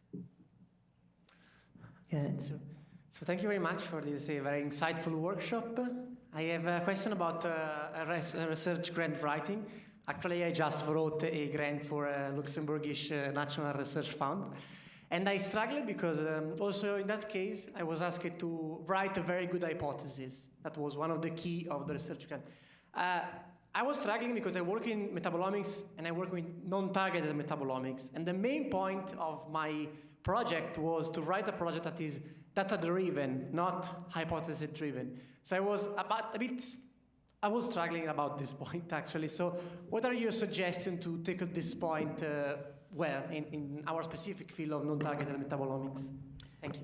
So let me just make sure I understand the question. Your concern is that your research and what you're proposing is hypothesis driving. It's not necessarily, right? It's driving the research forward, it's hypothesis generating versus, okay. It is data driven, not hypothesis driven. Yes. And I didn't know what exactly to write in the hypothesis section because I want to do the data first. That was the point. So I think you need to look at where you are applying for funding and look through the funding opportunities that they have. And sometimes you can look, at least where I work, because it's federal government, they show what has been funded. We have a whole database where you can go in and it shows exactly what was funded. Now you're probably thinking this is a lot of work, but you can kind of look through in your field to see if they have funded hypothesis generating research versus just that straight concrete, this is my hypothesis, at the end of the day, I'm gonna have X, Y, and Z. I think that when I first started in my position, 13 years ago, there was, I think, less hypothesis generating research out there, but now with where omics is going in general, I think we're seeing a lot more of it. But I also think going back to that core, what does this funding announcement ask for? And if it's just career development, I think you need to contact the scientific contact that's on if they allow you, and speak with them and say, hey, this is what I'm thinking of doing. Is this something your agency, your institution, your nonprofit will consider funding? And they'll tell you, yes, a lot of times yes or no. Like I'll say, no, I see no hope for that being funded. Or yeah, if we can think about it, send me your specific aims. A lot of times you can send your specific aims in for them to look at, and they can determine from there. There's a lot of steps you can take. It's a little extra effort by looking at really what's going on, what has been funded, what their priorities are.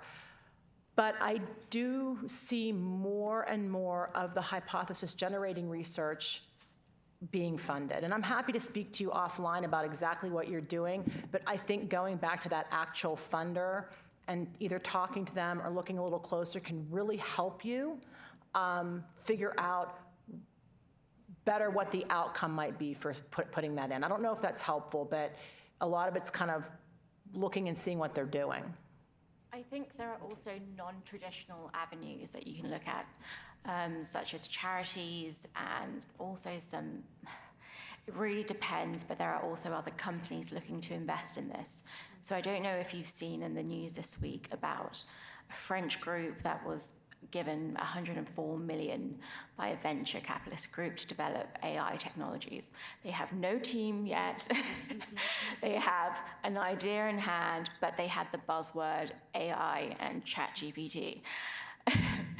But with data-driven projects, they are more difficult to get funded. But I think with different approaches, it's definitely a little easier. But they're also quite difficult too. Okay, thank you very much. Thank you very much.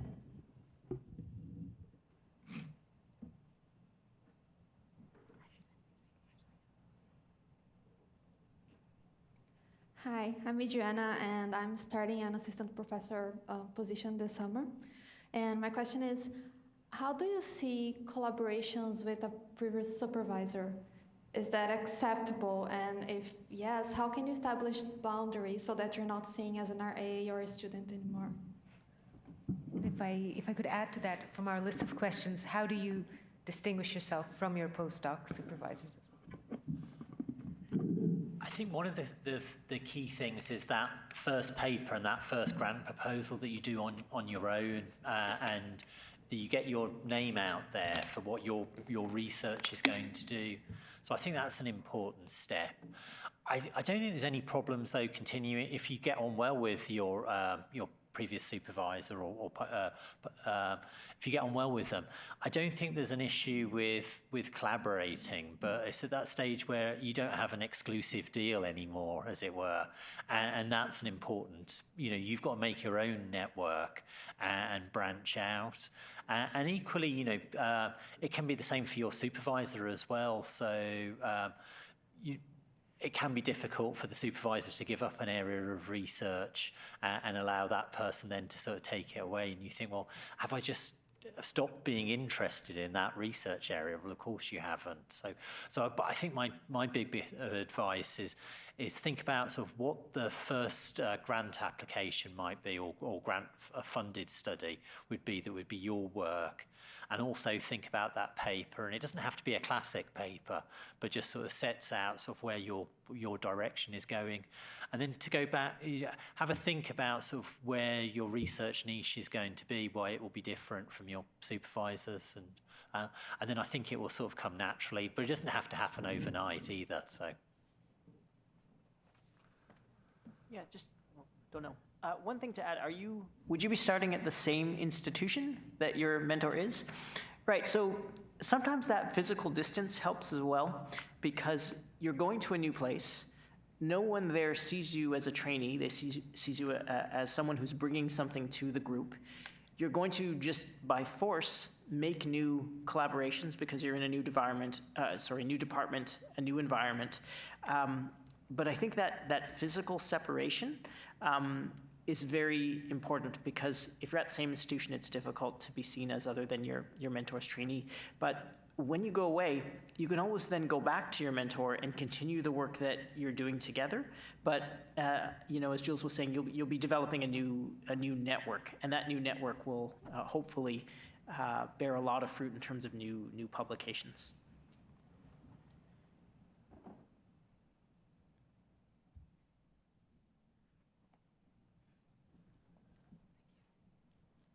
I have a personal question. So I'm curious, actually probably all of us have experienced times when we're not super certain about things.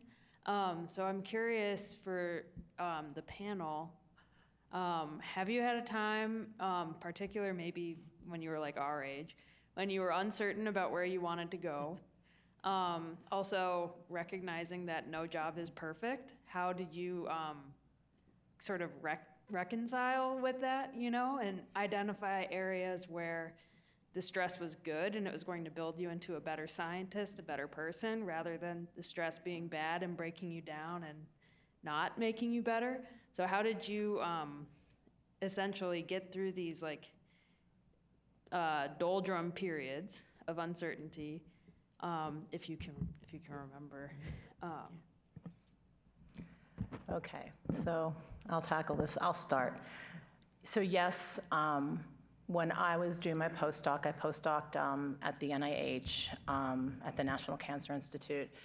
And, when you go through your academic program as a graduate student and then you start to go through your postdoc, I think we all know that at some point there's usually an expectation that you're going to go into academic science. And I was there and I knew that I did not want to do that. And back, 20, I'm not going to say, but many years ago, there wasn't, I think things are changing where there might be some support now for, different career paths, but we didn't really have that. However, at the NIH, they had an Office of Intramural Training and Education where they had career counseling. And I was literally coming at the end of my postdoc. I had no idea what I wanted to do. I knew it wasn't academic science, but I had no idea what these other areas, what was available. So I went through full-on career counseling where they did all these little exercises with me, list all the skills you have. Then, okay, from that list, cross out those skills you have but you don't like to use, and what's left, and these are the skills you like to use, and then these are the jobs that match up to you. I looked at the jobs and I was like, you gotta be kidding me. These are the exact jobs I did not want to do. So clearly there was a disconnect with me. And at the end of the day, what was on there was, a science administration program officer. And I'm like, ugh. So I was like, I don't know what I'm going to do. So I actually had a friend who moved over into that position, and I couldn't believe she moved over into it because I thought, she's probably so bored. And I went one day up to where her office was. I said, let's grab lunch. I'm going to be up here. We sat down for an hour. We talked. And I was like, wow, you get to do that and that and that? And she's like, yeah, this is like the perfect job for you. And by the way, there's an opening in our branch.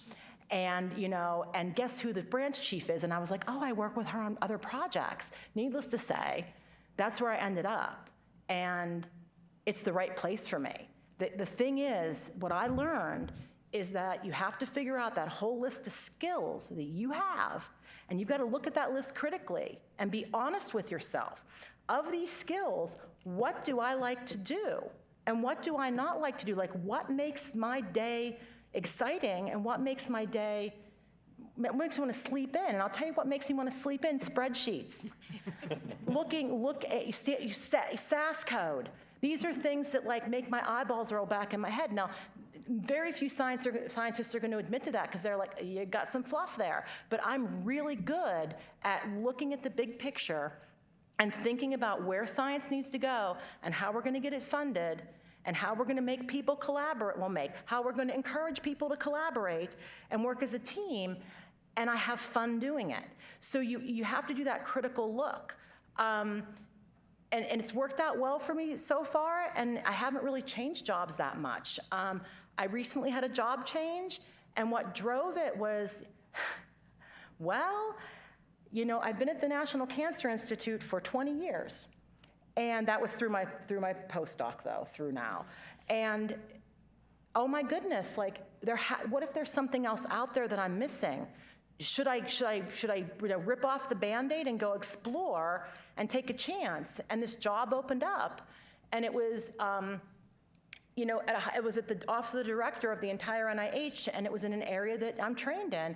And now I get to collaborate across the entire NIH, and strangely enough, I'm loving it. I'm working with the National Institute for Child Health and Health Development, which is something I never thought I would do. It's fun. My collaborators are great. So even though there are some pros, and there's some cons to my job. There's cons to every job. But am I excited to get up and go to work? Yeah, I am. Previously, the last couple years of my last job, I was feeling stagnant. I wasn't like jumping out of bed to go. So I don't know if that helps, but when you know, like, you're gonna know. Why did you think the program officer was gonna be boring? Because we thought, all everybody talks about is, why would you ever do that? You just look at grants all day and you just you're checking off a checkbox. Did this person do this? Did this person do? That's not what it is at all.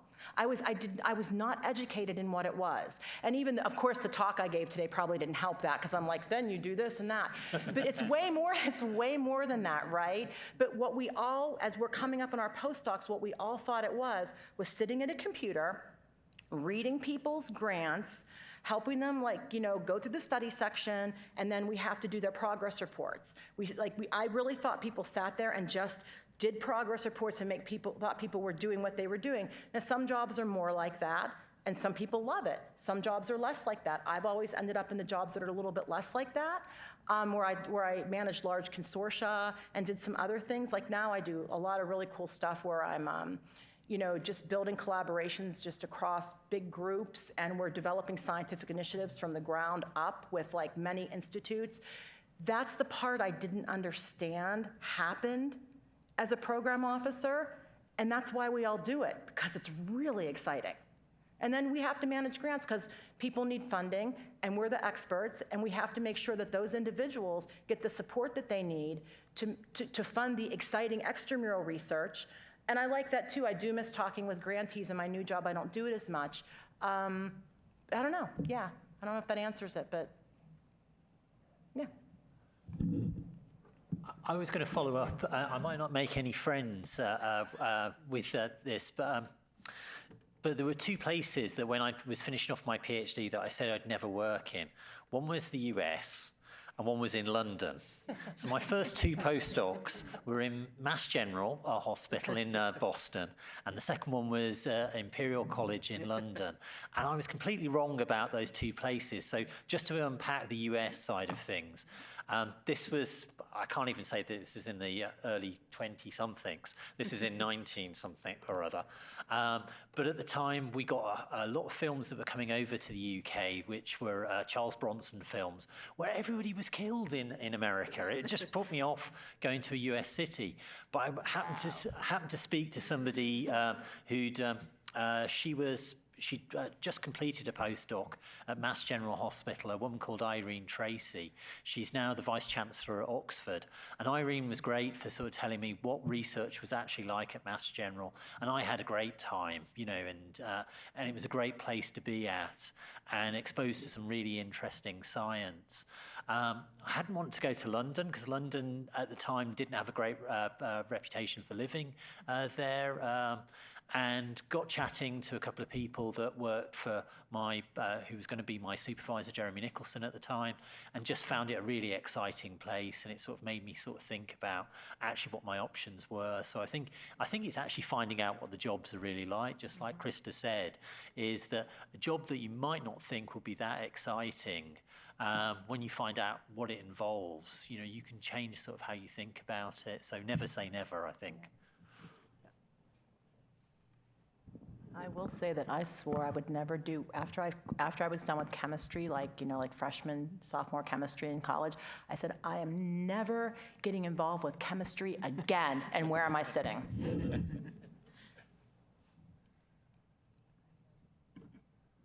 Okay, if I could ask all of you really, like the importance of changing institutions between PhD and postdoc for landing that position.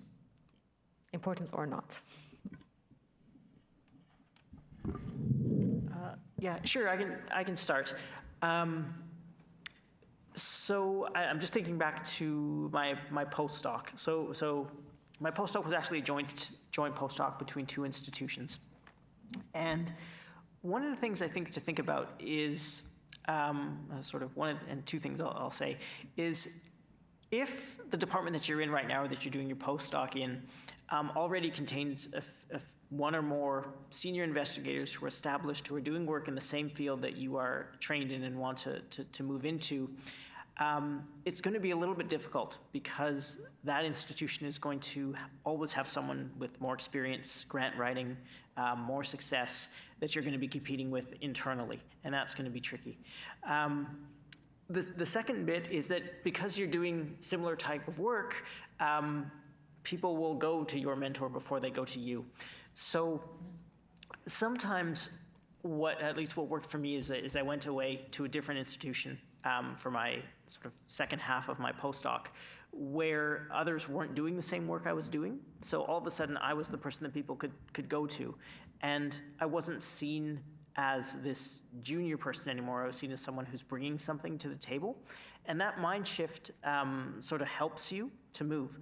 Second thing I'll add is that seeing how different groups do things is an invaluable experience. I did my master's in Canada. I did my PhD in the United States with two people who had similar goals but very different ways of achieving them.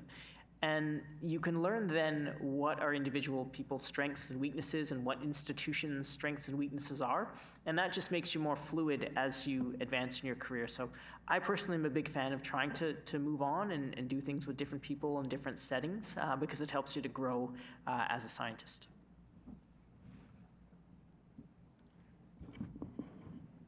I have a question. So I went to a talk the other day, and it was from, she was a fresh transitioner, I would say, someone who had just finished up their postdoc and had been awarded an R01. So she had, I know, bear with me. So typically in the US, I'm assuming most of us are European here, although I've defected now to America. So the way the US system works is you get something called a K, which is typically something that's mentored, and then you transition to an R01, which is more independent research. But she had gotten a K25 straight out of her PhD, and she used that through her postdoc. And then she was a physicist studying cancer metabolism. I don't know how it works, but she's now got a hybrid lab. She's brilliant. But she's now got a hybrid lab at the University of Arizona, where she is now doing cancer single-cell sequencing and also her own experiments.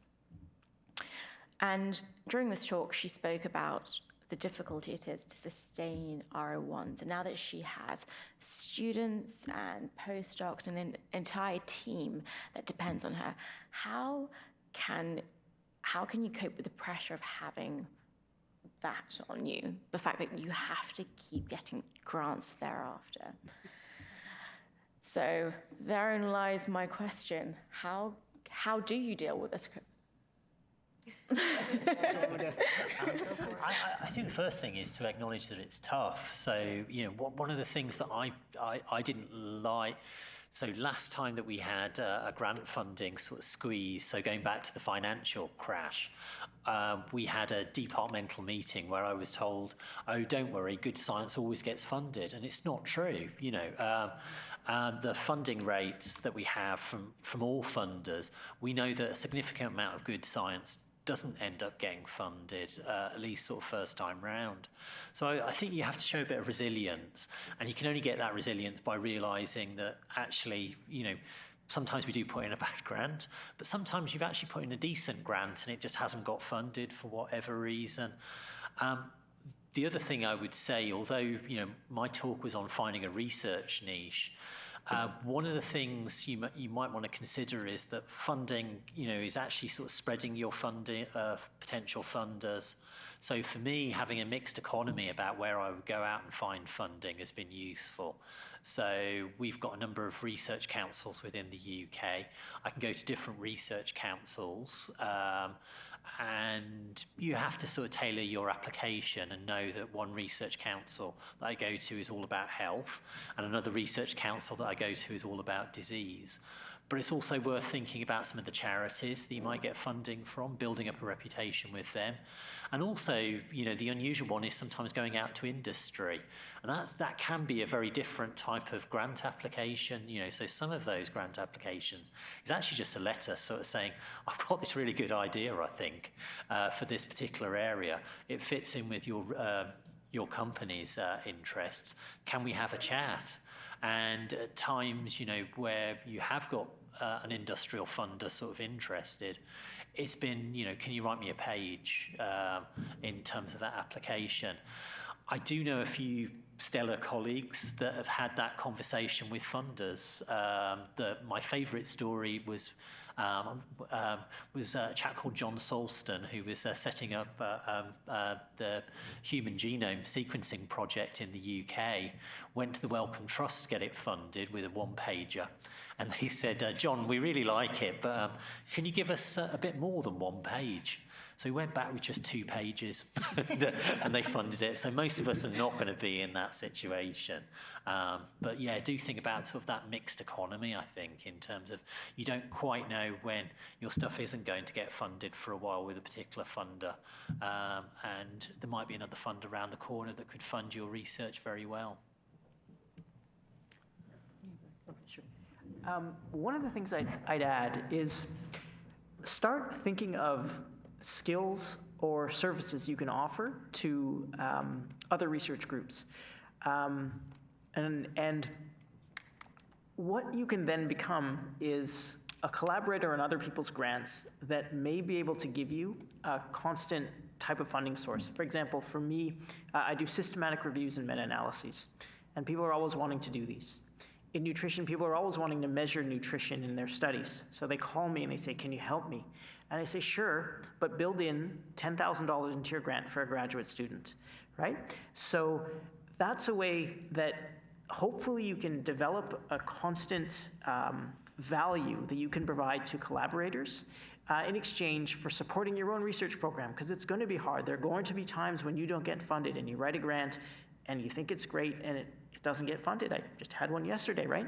It happens.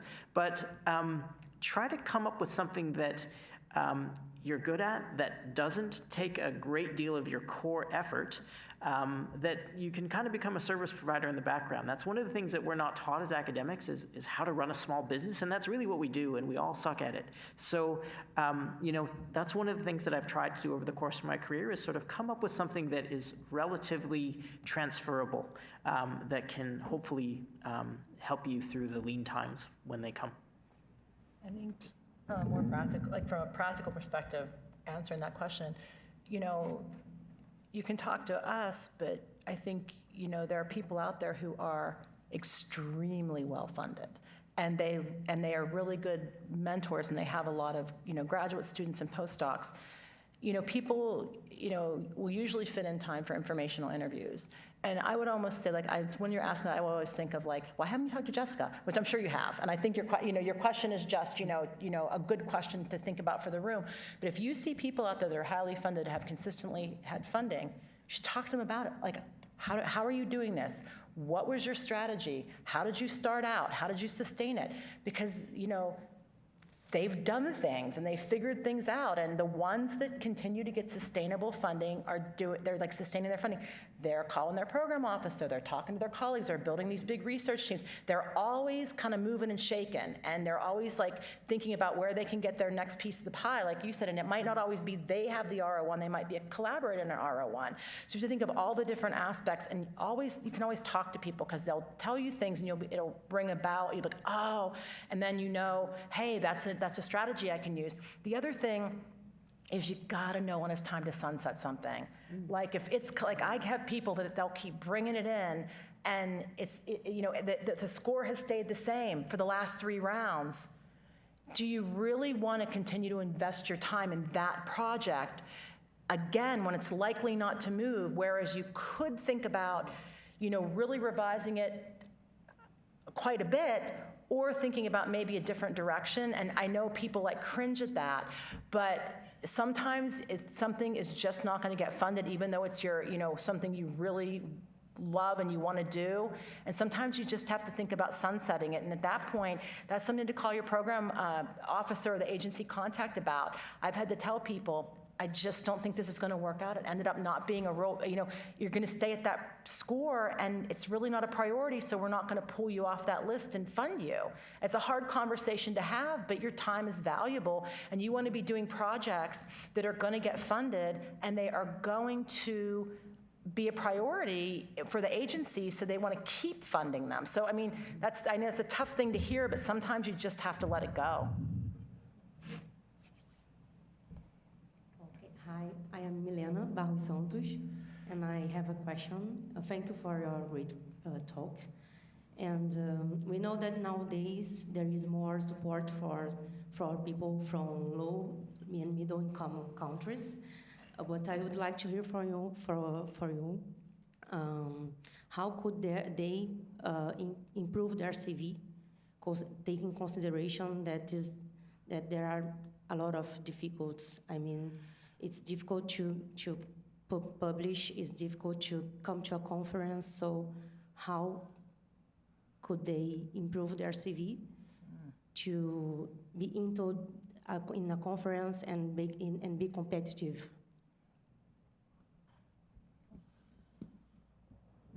I was going to steal one of Russ's answers, actually. I think we've all begun to realise that university is actually how important teaching is. So, and getting some experience around teaching. And yeah, so I think that's sort of one area, sort of in terms of improving the CV. I think it's also being creative about sort of where you might be doing your research or collecting your preliminary data in terms of sort of improving the CV or what the research might be that you'd be writing about. So one of the things that we had to do sort of as a lab over COVID was effectively go in silico, and then you realise there's a huge amount of data that's out there for free that you can get from repositories and things. And I don't think as scientists we're always good about reusing that data.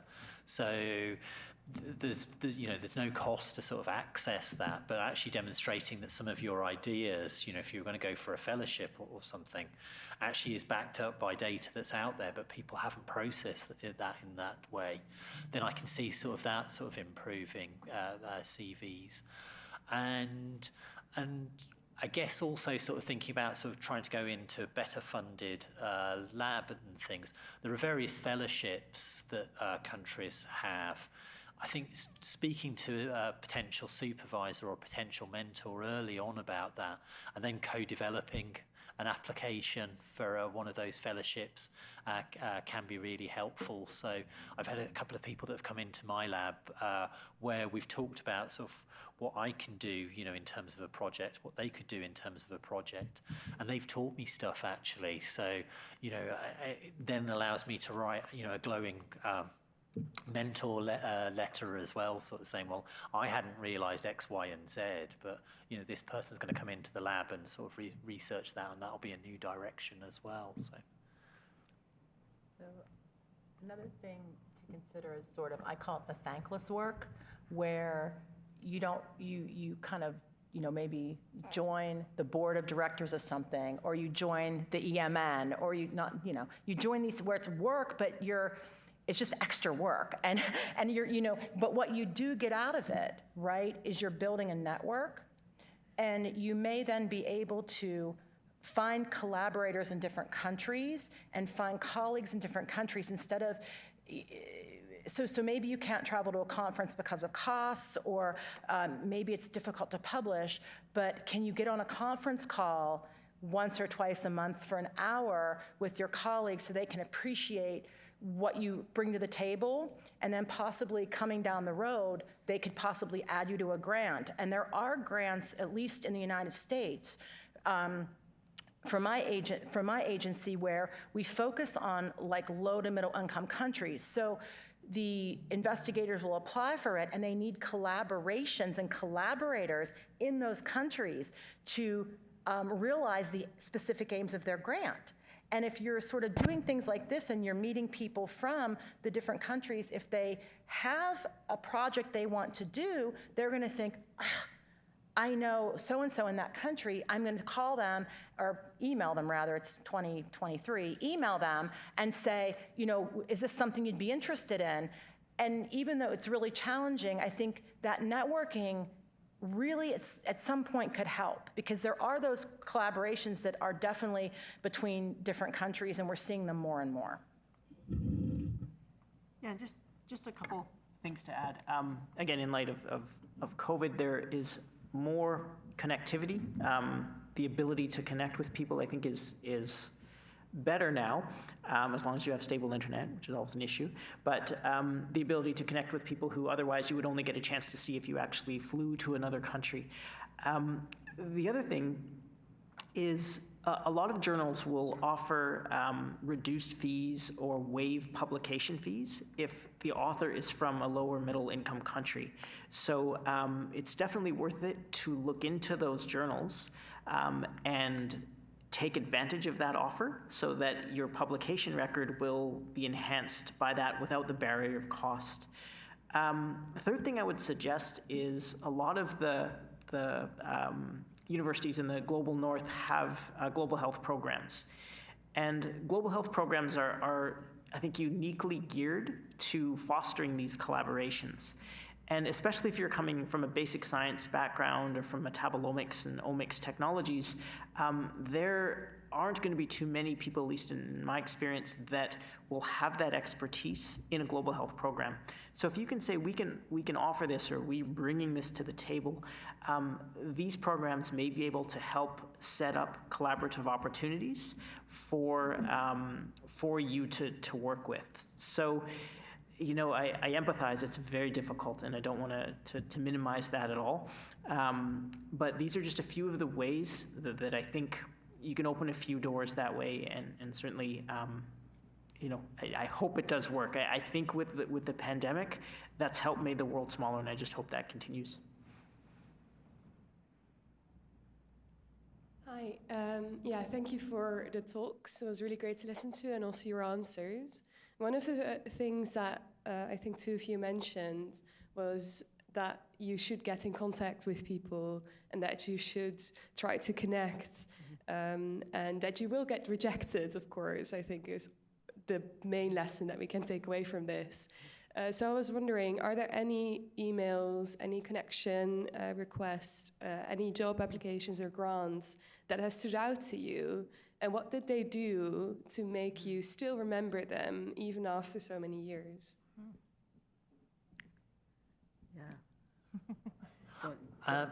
I got rejected from a lectureship that I'd applied for at the University of Sheffield, and what I did wrong was I hadn't actually gone round and met people within the potential new department that I was going to meet and found out what other people did.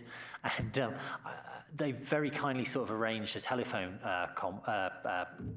chat about sort of what I did wrong and, you know, why I wasn't selected to go further forward, and pointed this out, you know, that actually, you know, if you're going into a new department, find out, you know, who you might be working with, what you might sort of bring there. Like Russ says, what skills would you bring into that department sort of going forward? And sort of my comment back was I was a bit surprised that you flew me all the way, I was in Boston at the time, all the way over the Atlantic, and you hadn't sort of set up any of those meetings. And the person replied back to me saying, yeah, we were a bit surprised we didn't do that either. So, but it's something to sort of think about, you know, in terms of that, and to learn from those types of mistakes. So the next job that I was applying for, I did then go out and sort of make sure that I made contact with people. So contacted people, I was going into the Nicholson lab, so contacted people that were in the lab and found out what they did and why they might be interested with me, and the interview went so much smoother after that. So. Go ahead if you have some. Yeah. Yeah, I'm not going to give too many details, but I think, you know, sometimes maybe you misjudge a little bit what, like, apparently I misjudge a lot what jobs are about. Maybe you misjudge a little bit, or you think, okay, I want to apply for this, and you get in the interview, and like in the middle of the interview, you're like, oh, this might not be a good match for me. And maybe the interview doesn't go so well, or there's just a mismatch, right? And those are signs. So I never get too upset if I don't get a position, because the thing about it is, if it's a mismatch, I'm not going to be happy there. It's not the right fit for me if it's not the right fit for them. So I'm always like kind of like, eh. But what I do is, if an interview goes a little rocky, and it may be because we find out in the middle of it, maybe this isn't a good fit, or maybe I went in with the wrong expectation, or maybe I misjudged something going in that affected my answers. Afterward, instead of like, well, yeah, I do kick myself for like a day, but then what I do is I sit down and I write down what would I have done differently. Like, what went wrong, or what do I feel went wrong? What could I have done differently? What could I have done differently leading up to it? What could I have done differently at it? Because, you know, you start to forget. Like, you know something didn't go quite right, but then when it's time for the next interview for the job, maybe you really do want more. You want to go back and review that, so that when you go into that, you check all those things. I don't want to do that. I don't want to do that. I don't want to do that. I want to prepare differently. And you go into it with more confidence, because really sometimes interviewing for some of these positions it's all, even if you don't get it, it's really good practice. So you need to make sure you learn from it. So that would be what that's how I handle it. And I don't get too excited about it. There's nothing you can do. If it's not a fit, it's not a fit. And sorry, can I just ask for clarification? Were you asking if you emailed like a professor or someone and they didn't get back to you? Was that your core question? Oh, are we answering the wrong Sorry question? about that. But both, basically. Both were. Like, very generally, what stood out to you, and also from receiver end of these things, what stood out to you. So either way is fine. Yeah, that's fine. So I think you've got some great advice on the bigger picture. And just thinking about what stands out to me. One of the things, and we've mentioned this before, just sort of jovially, but if you send an email to a professor that's double-spaced, justified with bolded words, that's one that we will not read. So the other thing is try to make it that you know a little bit about the research, but beyond just the most recent publication. try to say that you know, and it's difficult because you may not know much more than their bio, but if there is any just peripheral connection you have with that person, like if you've worked with a 10th author on one of their papers, mention that person's name. Why? Because it's just a little bit of familiarity, and I'll say, oh yes, okay, if this person knows that person, I'm more likely to respond. Any just tiny bit you have that makes you a little less general in terms of your inquiry will help you to stick out. The other thing is just, unfortunately, persistence. So even if you write an email and the professor doesn't get back to you in a week, write again the next week. One of my best PhD students right now had to face that. So he'd emailed me during a time when I was busy with non-academic stuff, and I didn't write back to him. And then he wrote again, and then he wrote again in January, and he just would not let me off the hook. And I said, all right, let's have a Zoom, let's talk. So don't be afraid to be squeaky, and sometimes it does get you there. We don't mind. I can say that, like, I don't get annoyed by this squeaky wheel.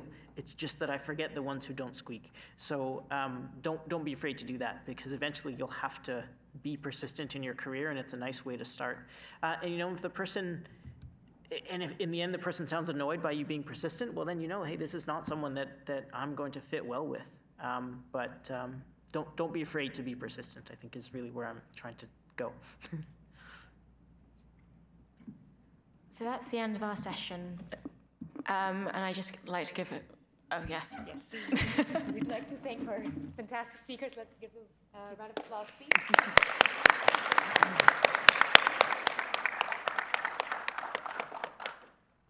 We have some gifts for you. Susie, our lovely assistant here, will be handing out some goodie bags.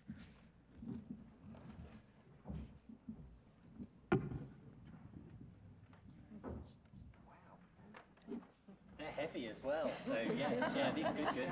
Jules has a Canadian. Thank you so much. It's wonderful. Thank you so much. Thank you, everyone, for attending. Thank you for coming.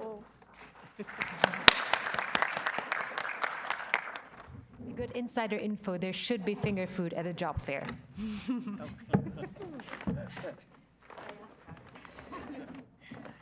for being here. Thank you for organizing.